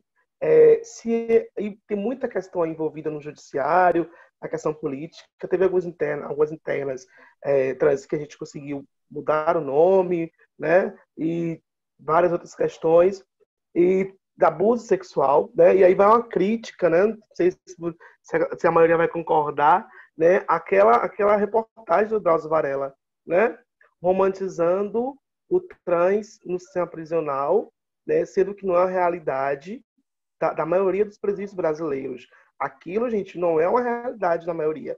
Pode ter em outros, celas separadas, pode existir, talvez, em um ou outro. Mas no contexto baiano, eu não conheço. Né? Não sei se o Paulo conhece, mas eu não conheço. Oportunidade de trabalho. Né? A maioria dos trabalhos exigem um esforço físico. Né? Aí eles acham que por ser mulher trans não tem esforço físico, né? Muito pelo contrário, tem esforço muito mais porque é muito homem, né? E aí não dão essa oportunidade de trabalho, né? Então a gente precisa começar a pensar sobre essa questão. Existe uma complexidade, inclusive, sobre saúde, né? A saúde da mulher trans, né? Que existe uma especificidade, né? Sobre a questão da introjeção de hormônios, né? De uso de silicone, né? Das roupas, do cabelo, da unidade prisional, que a cabeça é raspada, né? E isso traz um sofrimento muito grande, né? A questão do peito. Teve um dia mesmo que uma das internas, né? Ela queria ficar com o cropped dela, né? Mas ela não podia. Ela falou assim, então, eu sou tratado como homem, então eu vou ficar sem camisa. Mas ela tem peito. E aí? Né? Então, é uma questão muito complexa que a gente pode discutir mais, né, André? Em outra webinar, sobre essa questão. Ó, mais um tema, vai anotando aí, que a gente poder discutir. Assim, complementando, acho que eu já tinha trazido, que inclusive foram os meus primeiros atendimentos, né, com as mulheres trans. Eu acho que um ponto importante é que é interessante que, dependendo de onde você está, você vai conseguir aprofundar o debate, né? Talvez aqui na nossa sala de webinar, a gente vai conseguir aprofundar esse debate sobre transexualidade, né? Sobre direitos, sobre garantia de direitos, né? Desde o nome social até processo de transexualização mais completo, hormonização. Mas a sensação que eu tenho é quando você vai para o sistema prisional, você tem que voltar a várias casas, né? Peraí, volte 5 casas. Tem uma cultura LGBTfóbica, transfóbica profundamente marcada ali, né? Principalmente no presídio masculino. E aí, de fato, os homossexuais, as mulheres trans, sentem isso na pele, assim. Eu trouxe alguns pontos que parecem positivos, né? No presídio que eu estou, as mulheres trans podem manter o cabelo. Só que, de fato, como que vai ser a manutenção desse cabelo se não tem um shampoo, né? Então, é um pouco complexo. As mulheres trans conseguem ter células separadas se elas desejam isso, né? Que são as células elas são seguradas, né? Por terem mais chance de sofrer violência. Mas, sem dúvida, assim, o preconceito básico que elas sofrem diariamente é muito complexo, assim. Então, é até difícil aprofundar essa discussão com a equipe, sabe?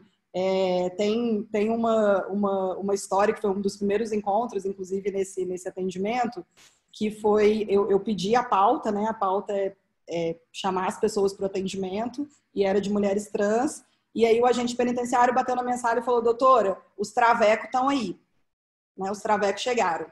Aí eu, tá, as mulheres trans? Aí ele, os trans. Eu falei, tá, as mulheres trans. Aí ele, as trans. E acabou assim. Aí eu pensei, talvez tenha sido mais efetivo do que fazer um super discurso, não é traveco, como assim você vai falar isso? Enfim, eu achei que foi, e me aproximou desse agente penitenciário, então foi interessante. Então eu acho que indo pelas beiradas, assim, né, falando a conta gotas, eu acho que é um processo interessante que eu acho que faz parte totalmente da equipe de saúde, né? Eu acho que a gente precisa agir dessa forma também, acho que isso é nossa responsabilidade, assim.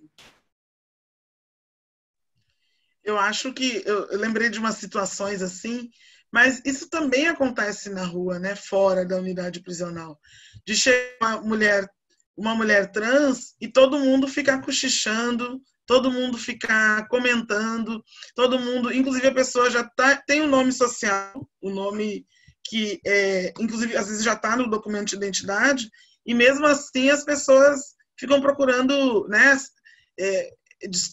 destituir a pessoa daquela identidade. Então, isso acontece fora. O que eu acho que é importante pensar sobre o sistema prisional é que ele potencializa, porque ali tu tem uma microcidade, tu tem tudo que a gente conhece potencializado, porque é um espaço, tu tá numa cidade, a gente está numa cidade aqui de Salvador com 2 milhões de pessoas, ali tu tem numa unidade 450 pessoas juntas. Então as pessoas trazem os mesmos erros, os mesmos acertos, as mesmas necessidades, os mesmos equívocos que elas cometem na rua.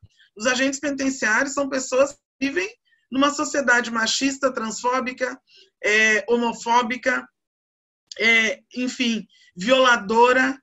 Então, eles reproduzem o mesmo comportamento. Então, por isso que eu acho que é importante assim, desromantizar, né? Lá não é um espaço protegido, é um pedacinho da sociedade, né? Agora traz o pedacinho, que é um pedacinho mais complexo, porque ele pinça, né, determinadas pessoas, um perfil, coloca lá dentro, inclusive os profissionais, às vezes, né, que estão lá dentro, dependendo como for, se pensar que eu acho que poucas pessoas fazem uma escolha por ser agente de segurança, por exemplo. Às vezes não é uma escolha profissional, às vezes é uma alternativa que tem de trabalho e leva a pessoa para lá. Então, é importante que a gente entenda que quando a gente vai trabalhar para cuidar das pessoas nesse espaço, a gente vai tratar de tudo isso. Uma questão que eu passei aqui, que foi perguntada, seguramente deve ter sido por algum médico de família, foi sobre o plano terapêutico, muito na linha do que Cleberson falou. Se consegue, né, construir um plano terapêutico. Eu só queria lembrar duas coisas, para quem não está ambientado, o preso provisório, como o Cleberson falou, é aquele que não tem uma definição ainda de quanto tempo ele vai ficar, se vai ficar e nem como vai ser. Se estima que 40% da população prisional hoje no Brasil seja de presos provisórios, ou pessoas que ainda não foram julgadas, culpadas ou inocentes, mas que estão ali. E muitas, às vezes, 1 ano, 2 anos, 3 anos. E aí eu queria destacar o caso de Minas Gerais, de um rapaz de 28 anos chamado Lucas Moraes, que foi preso em 2018 por tráfico de drogas com 10 gramas de maconha.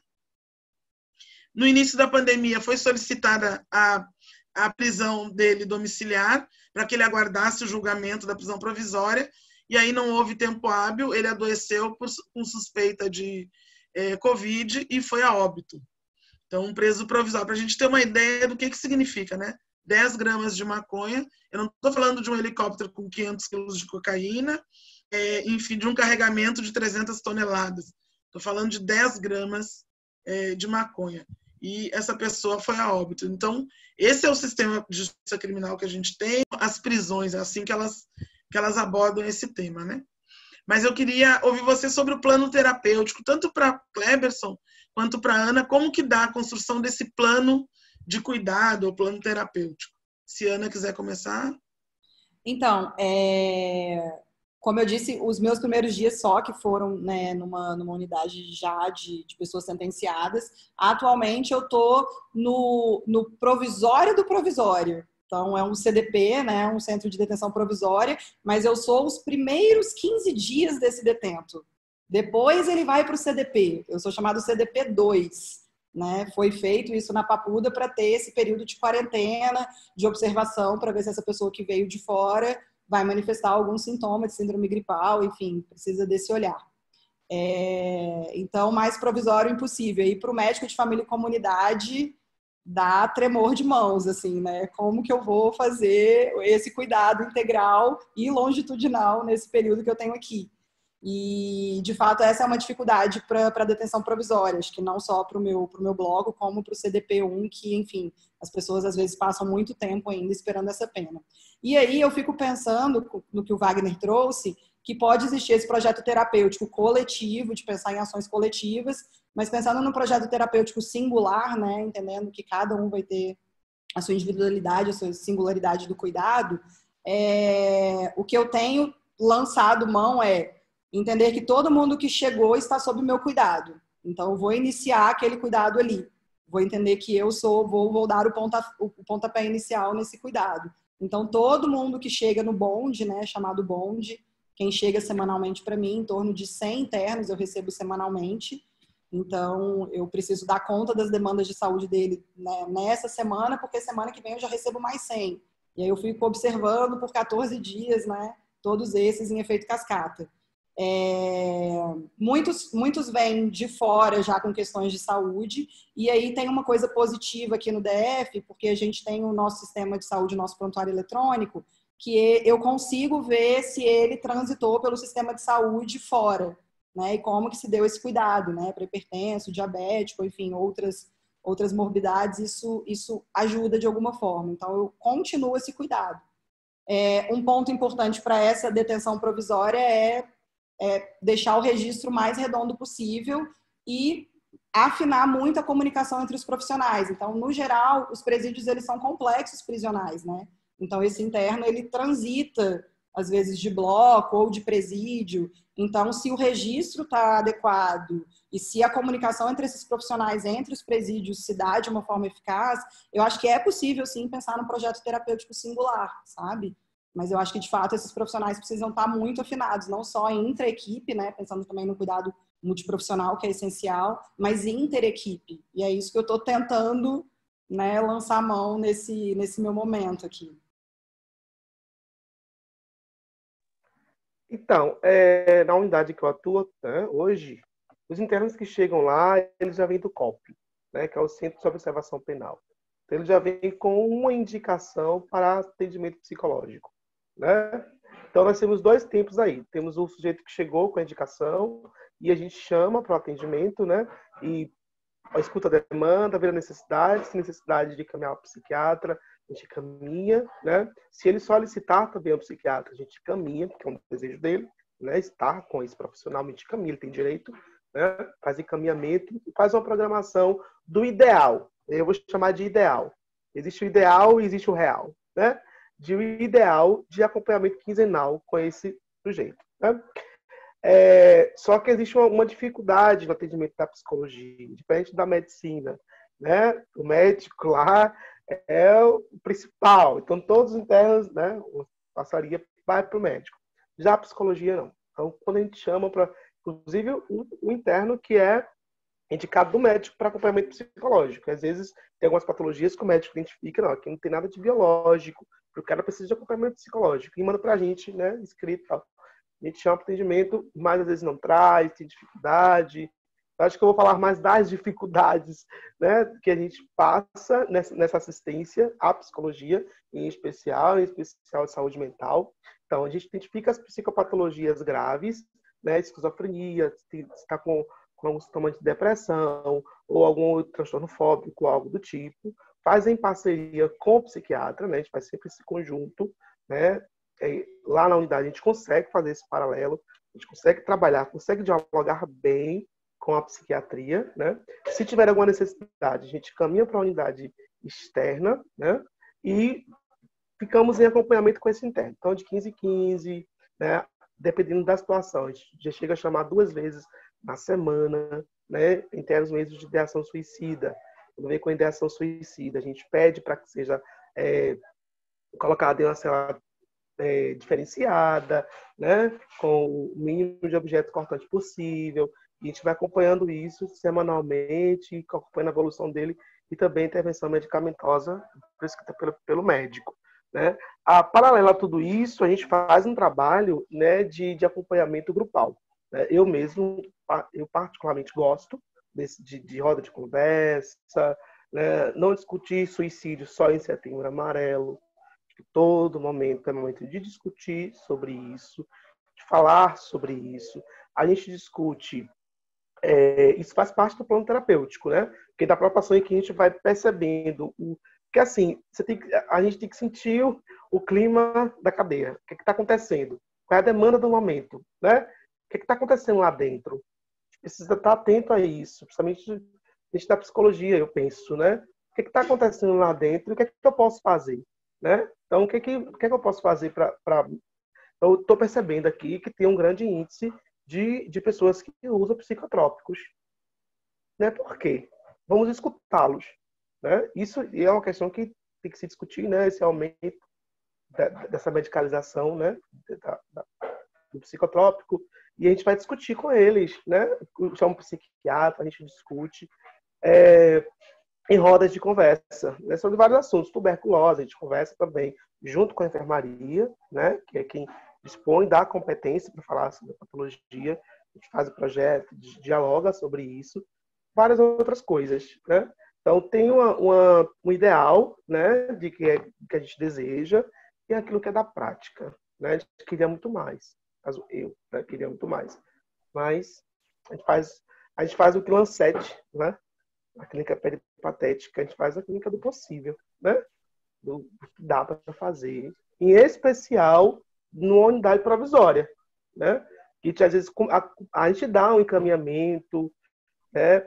Assim, gente, é uma coisa que a gente precisa evoluir muito ainda, né? Se existe o sistema prisional que não era para existir, tenhamos algo, pelo menos, de qualidade para esse sujeito, né? E que articule com essa rede externa. Às vezes a gente dá uma carta de encaminhamento para acompanhamento no CAPS, chega lá, o cara, aquela carta é desreconhecida, né? Ele não consegue nem adentrar na unidade, tem uma dificuldade com isso. Então, eu acho que mais as dificuldades. Então, é isso. Eu acho que deu para... Queria só bater uma bolinha com o Kleberson aqui, trazendo um pouco também para minha experiência. A minha equipe não tem psicólogo, é uma equipe super reduzida, super enxuta para esse acolhimento inicial, né? Que a princípio fica parecendo muito simples e aí coloca uma equipe super enxuta, mas é extremamente complexo, porque a gente recebe todas as demandas todas as demandas muito agudas, né? E agudizadas com esse processo de encarceramento, assim, chega pra gente. E aí, felizmente, a formação do médico de família e comunidade, aí defendendo um pouquinho a especialidade, ela entende esse ser muito mais do que apenas o biológico, né? Esse ser não tem como dissociar o biológico dele. E para esse momento de acolhimento inicial, acho que para todos os momentos da vida, isso é extremamente importante, até porque minhas demandas que chegam num bonde, acho que eu diria que 100% tem questões de saúde mental, mas mais de 80% são questões estritamente de saúde mental. E aí é numa equipe que não tem psicologia, né? Então, como que vai ser esse acolhimento? Então, o profissional da atenção primária, ele muitas vezes tem que dar conta disso, né? Com intervenções psicoterápicas breves, né? E com outras expertises que a gente adquire na nossa formação. E aí é interessante pensar também, trazendo um pouco do que o Kleberson trouxe, do perfil dessa pessoa que chega num CDP, né, num centro de detenção provisória, ela vem a partir de uma ruptura, né, drástica da realidade externa que ela tinha. Então, ela vem profundamente marcada por lutos e perdas simbólicas e reais, assim. Então, eu costumo dizer que todo mundo chega enlutado, de alguma forma, né? E isso, sem dúvida, vai reverberar na saúde mental desse interno. E aí, outra questão também muito sensível de saúde mental, causado por essa ruptura, é a abstinência, né, de drogas e outras substâncias. Então, desde o tabaco, quem lá fora estava fumando e não vai ter, às vezes, acesso fácil no CDP, né, às vezes os presídios, enfim, as pessoas já estão sentenciadas, né, já têm as suas penas e conseguem ter visitas mais frequentes, eles conseguem ter acesso a algumas substâncias, mas o CDP é zero. Então, se você fumava, é zero cigarro agora. Se você bebia, zero álcool. Se você usava crack, que são muitos usuários de crack, né, é zero crack. E é uma ruptura abrupta. Um dia você estava fumando crack, que há 15 anos você estava fazendo uso, não sei quantos anos, e agora é zero. Então, a gente precisa colher, inclusive, essas situações de abstinência aguda, né? Enfim, além, de fato, desses lutos que são muito complexos, e aí é isso, é o jogo de cintura e esse plano terapêutico tem que acontecer, Wagner. Não tem opção. Deixa eu só, posso fazer mais um comentário, né? Que eu achei interessantíssimo que ela traz, a questão do luto, né? Em uma certa feita, eu fui convidado por uma faculdade para falar sobre luto no sistema prisional. Aí eu falei, meu Deus, o que esse povo quer que eu fale sobre luto no sistema prisional? Quer que eu fale sobre os sujeitos que morrem lá dentro? O que é isso, né? Que é a disciplina de luto e morte, né? E aí eu fui fazer uma reflexão e eu pensei assim, esse sujeito que está diante de mim é um sujeito da perda, um sujeito que perdeu algo. Se pensarmos o luto como algo da perda. É um sujeito que perdeu quando nasceu, perdeu seus direitos, ele perdeu, no sistema prisional ele continua perdendo, e quando sair ele vai continuar perdendo mais ainda, né? Perde identidade, perde direitos básicos. E quando ele sai, ele não é João o presidiário. Ele agora é João, e se tiver o João, ele é o ex-presidiário, né? Ele vai uma marca para ele. Então, é um sujeito de luta durante a vida inteira. Nasceu enlutado, vive enlutado. Então, eu acho que se a gente pensar, aí vai uma dica para a galera que quer atuar, né? Pensar nesse sujeito que perdeu, que vem perdendo. Há um sujeito que está ali, que os direitos básicos deles foram tirados. Eu achei bem interessante, Ana, você trazer essa questão do luto, né? É bem pertinente. Interessante. Estou aqui pensando nas várias questões em relação, sobretudo o plano terapêutico, né? Eu acho que é um desafio. Uma coisa que o Cleberson falava era a questão do fato de que trabalhar numa unidade de regime fechado, as pessoas estão condenadas, trabalhar com uma população que já está, eu costumo dizer que está sensibilizada, né, ao sistema prisional. Então já fez toda essa trajetória, já veio, então chega sabendo, eu vou ficar aqui pelo menos 7 anos. Então, na minha prática, eu construo plano terapêutico, trabalho com SWAP, construo plano terapêutico, faço os eixos de planos, que para quem é MFC que lida mais, né, embora seja um instrumento que possa ser utilizado pelos diversos profissionais, acho que a gente utiliza mais e uso. Agora, a gente tem um sistema de porta de entrada para o complexo, que é o Centro de Observações Penais. E esse poderia ser poderia propor, né, um plano terapêutico a curto prazo, médio prazo e longo prazo. Eu não vejo problema para não compor, né?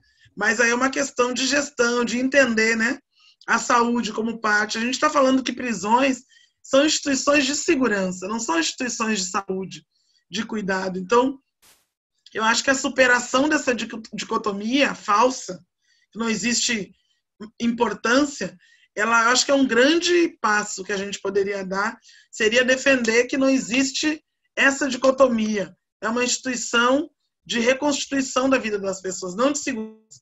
Então, aí a gente teria esse avanço. A gente já está com quase 2 horas de conversa. Eu vou começar já a fechar, porque eu sei que vocês estão com a vida ganha, mas eu amanhã, 6 da manhã, tenho mais atividades. Então, eu queria trazer uma questão que eu acho que eu perdi aqui, voltar numa questão, que era sinalizar para a Vanessa, que fez uma questão em relação à população trans em unidades prisionais, recomendar um documentário chamado Homens Invisíveis, de um diretor chamado Luiz Carlos Alencar, que é dono de uma produtora chamada Coro de Rato, e que fez um documentário com a história de homens trans, desde o processo de prisão até o processo de encarceramento, desconstrução. Hoje, esqueci o estado. Tem um estado que tem uma mulher trans que é diretora de unidade prisional. Não sei se Paulo lembra, mas, enfim, para a gente entender. Esse debate ele ganhou muita visibilidade. Inclusive, eu tinha muita dificuldade de fazer essa discussão das unidades específicas para pessoas trans. Porque eu acho que ainda é um desafio a gente entender como é que a gente maneja de acordo com as possibilidades e com as necessidades das pessoas trans. Por exemplo, às vezes uma mulher trans, olha bem o que eu vou falar, uma mulher trans em uma unidade masculina, ela consegue fazer programas, ela consegue manter um recurso, ela consegue ter um trabalho. Então, essa é uma questão que a gente precisa levar em consideração. Como discute isso? Com quem discute, né? Então, por isso que as representações de pessoas que pertencem aos grupos, elas são importantes. Eu acho que a gente precisa, com familiares e amigos de presos, tem vários grupos sérios, compromissados, precisa retomar essa voz com as pessoas que estão vivenciando isso, com familiares e amigos de presos, com pessoas trans que são egressas de unidades prisionais, para poder entender quais as possibilidades que a gente tem enquanto profissionais de saúde para garantir que as pessoas possam ter acesso a esse cuidado qualificado. Essa é uma questão. Antes de passar para as considerações finais, eu queria lembrar para todo mundo que a gente está vivendo uma situação de pandemia, a gente ainda tem uma questão muito séria, que é a pouca testagem ou a inadequação da testagem nas unidades prisionais. E o GT de Saúde Prisional lançou, no dia 25 de março, um documento intitulado Orientações e Medidas para o Enfrentamento à Covid-19 nas Prisões. Era um momento de muito mais incerteza que a gente vive agora, e nós fizemos um documento tentando buscar uma série de orientações para as pessoas. E aí, hoje, nós estamos lançando, já está disponível no site do GT da Sociedade Brasileira, se Ana puder postar aqui também o link, mas a gente já chegou aí. A segunda edição desse material, que traz uma série de questões que é necessário pensar para a atuação do sistema prisional em tempos de pandemia. Desde a retomada de visita, atividades laborativas, encontro íntimo, até as questões que dizem respeito à testagem. Obviamente que no Brasil a gente tem um mosaico, né, em relação às unidades prisionais, mas é importante que a gente possa pensar em algumas orientações possíveis nesse contexto de pandemia. A gente já está indo para o final. Eu queria ouvir Ana e Cleberson já trazendo, depois finalizando, se vocês tivessem que dizer hoje para uma pessoa que procura vocês e que diz assim, olha, eu vou começar a trabalhar amanhã na unidade. Então, juntando um pouco de tudo que a gente conversou aqui, o que vocês diriam? Então, Ana daria orientação para um psicólogo e Cleberson falaria um médico ou uma médica de família e comunidade ou uma clínica geral que vai trabalhar numa unidade. O que vocês diriam? Amei a dinâmica, amei a dinâmica. Vai lá, Ana, me oriente, por favor. Ai, meu Deus, vamos lá. Eu acho que a primeira coisa que eu diria era que, para pensar que as pessoas que estão ali, né, privadas de liberdade, como o próprio nome diz, estão privadas do direito à liberdade, não aos outros direitos, né? Acho que é uma frase que já foi repetida em alguns espaços, mas que sempre reverbera em mim, assim. E acho que outra coisa que é importante não estamos ali como juízes, né? As pessoas já estão sendo julgadas, as penas já estão rolando, tem outras pessoas que estão trabalhando com essa questão, né? Então, trabalhar um pouquinho como que vão ser essas contra-transferências vai ser muito importante, assim, né? De quem você se torna diante do outro. E aí, se você, de alguma forma, se afetar muito com o motivo dessa pessoa estar ali, isso, sem dúvida, vai reverberar nesse cuidado, vai gerar algum possível ruído, assim. Entendendo que essa contra-transferência vai existir, né? Mas talvez reconhecê-la e entender qual é o seu lugar nesse encontro, acho que é extremamente importante, é o que eu tenho tentado exercer, assim, no dia a dia. Acho que eu diria isso, assim, e de coração aberto, assim, entender que cada pessoa vai ser única, cada encontro vai ser único, tentar pedir para essa pessoa que vai estar na sua frente olhar no seu olho, muitas vezes eles estão de cabeça baixa, de mãos viradas para trás, algemados, então esse convite a olhar no olho é muito importante, assim, muito potente, né? Quando eu consigo me conectar com o olhar daquele interno, faz muita diferença, principalmente em tempos de usar muita paramentação, né? Acho que o olho é o que ainda sobrou ali, que dá para se conectar. Então, acho que vai ser importante olhar no olho e entender que aquela pessoa não se resume ao motivo dela estar ali, né? E que você não é juíza disso, assim, você não é juiz disso.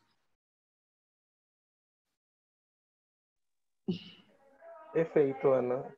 Eu diria que faria das minhas palavras as de Ana. Mas eu diria uma frase, né, do Jung. Ele vai dizer: domine todas as teorias, domine todas as técnicas, mas diante de uma alma humana, seja mais uma alma humana. Né? Essa é uma questão muito importante. E se você se coloca nesse lugar de humano com outro humano, né, você desconstrói paradigmas, né? Você consegue desfazer preconceitos, você consegue olhar amplamente para aquele sujeito, né? Não vai adiantar livros, teorias e mais, se você não tiver a sensibilidade de olhar para o sujeito que está diante de você de forma singular, não classificatória, né? De forma singular para aquele sujeito que está ali, ele está ali, qual é a demanda dele naquele momento. E outra questão que eu diria é da ordem do desejo e o que te motiva a esse desejo, né? Porque qual o objetivo de estar nesse espaço? Porque estar no sistema prisional é você lidar com o sofrimento o tempo inteiro. É o tempo inteiro. É o sofrimento do interno, é o sofrimento do agente, é o sofrimento do colega. Os médicos, então, quantos de vocês, né, não atende o colega, atende o agente, chega com a demanda, é ou não é? Né? É um sofrimento, é um ambiente de sofrimento. Então, se você quer estar neste lugar, né, deseja estar neste lugar, é uma questão a se pensar. Né? Então, era isso que eu diria. Bom, alguém mais quer comentar alguma coisa? Eu acho que dos comentários gerais também as pessoas agradeceram, valeu, obrigada, que a gente possa conversar muito mais. As pessoas estão agradecendo também os comentários e dizer que eu acho que a ideia do GT, Guilherme está agradecendo aqui, muito obrigada. Eu acho que a ideia do grupo de trabalho é que a gente possa problematizar algumas questões que não são dadas, né? Eberson e Ana falaram, tem bastante coisa produzida sobre isso. Tem na área de educação, tem bastante artigos produzidos sobre, inclusive, o perfil, né? O tal do encarceramento, como é que as pessoas estão e tal.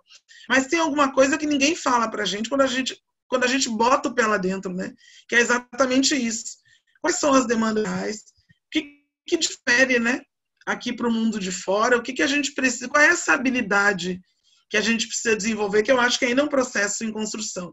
Eu convencida que entre as áreas de atuação da medicina de família e comunidade, a gente consegue reunir subsídios, condições, habilidades de comunicação, competências, conhecimento para que a medicina de família e comunidade seja uma área que possa dar conta das demandas de pessoas presas.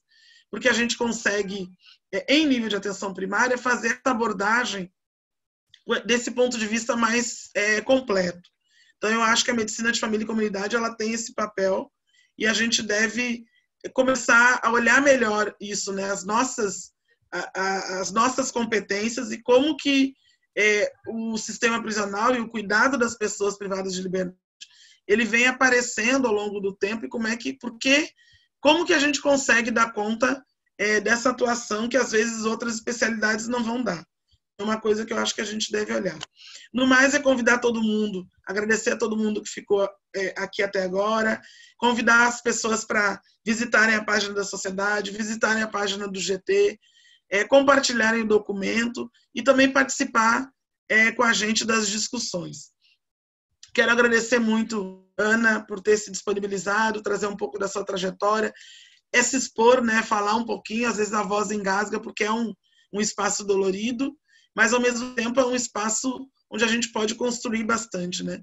E Kleberson, querido, doutor Kleberson, agradecer muito por também vir trazer, fazer esse diálogo, ensinar a gente aprender e trazer reflexões. Agradecer a Ana, da assessoria de comunicação, que incansavelmente acompanha a gente, Gibson e Paulo, que também são do GT, e construíram essa atividade com a gente, o Dr. Jorge Esteves, trabalha na Papuda, que também está aí, e a quem ficou até agora, dizer do agradecimento e que a gente se encontre. Também, né? Obrigada. A doutora André pela brilhante mediação, né? E foi muito... A gente está aprendendo com ela, na verdade, os novatos. A sensibilidade, a clareza, né?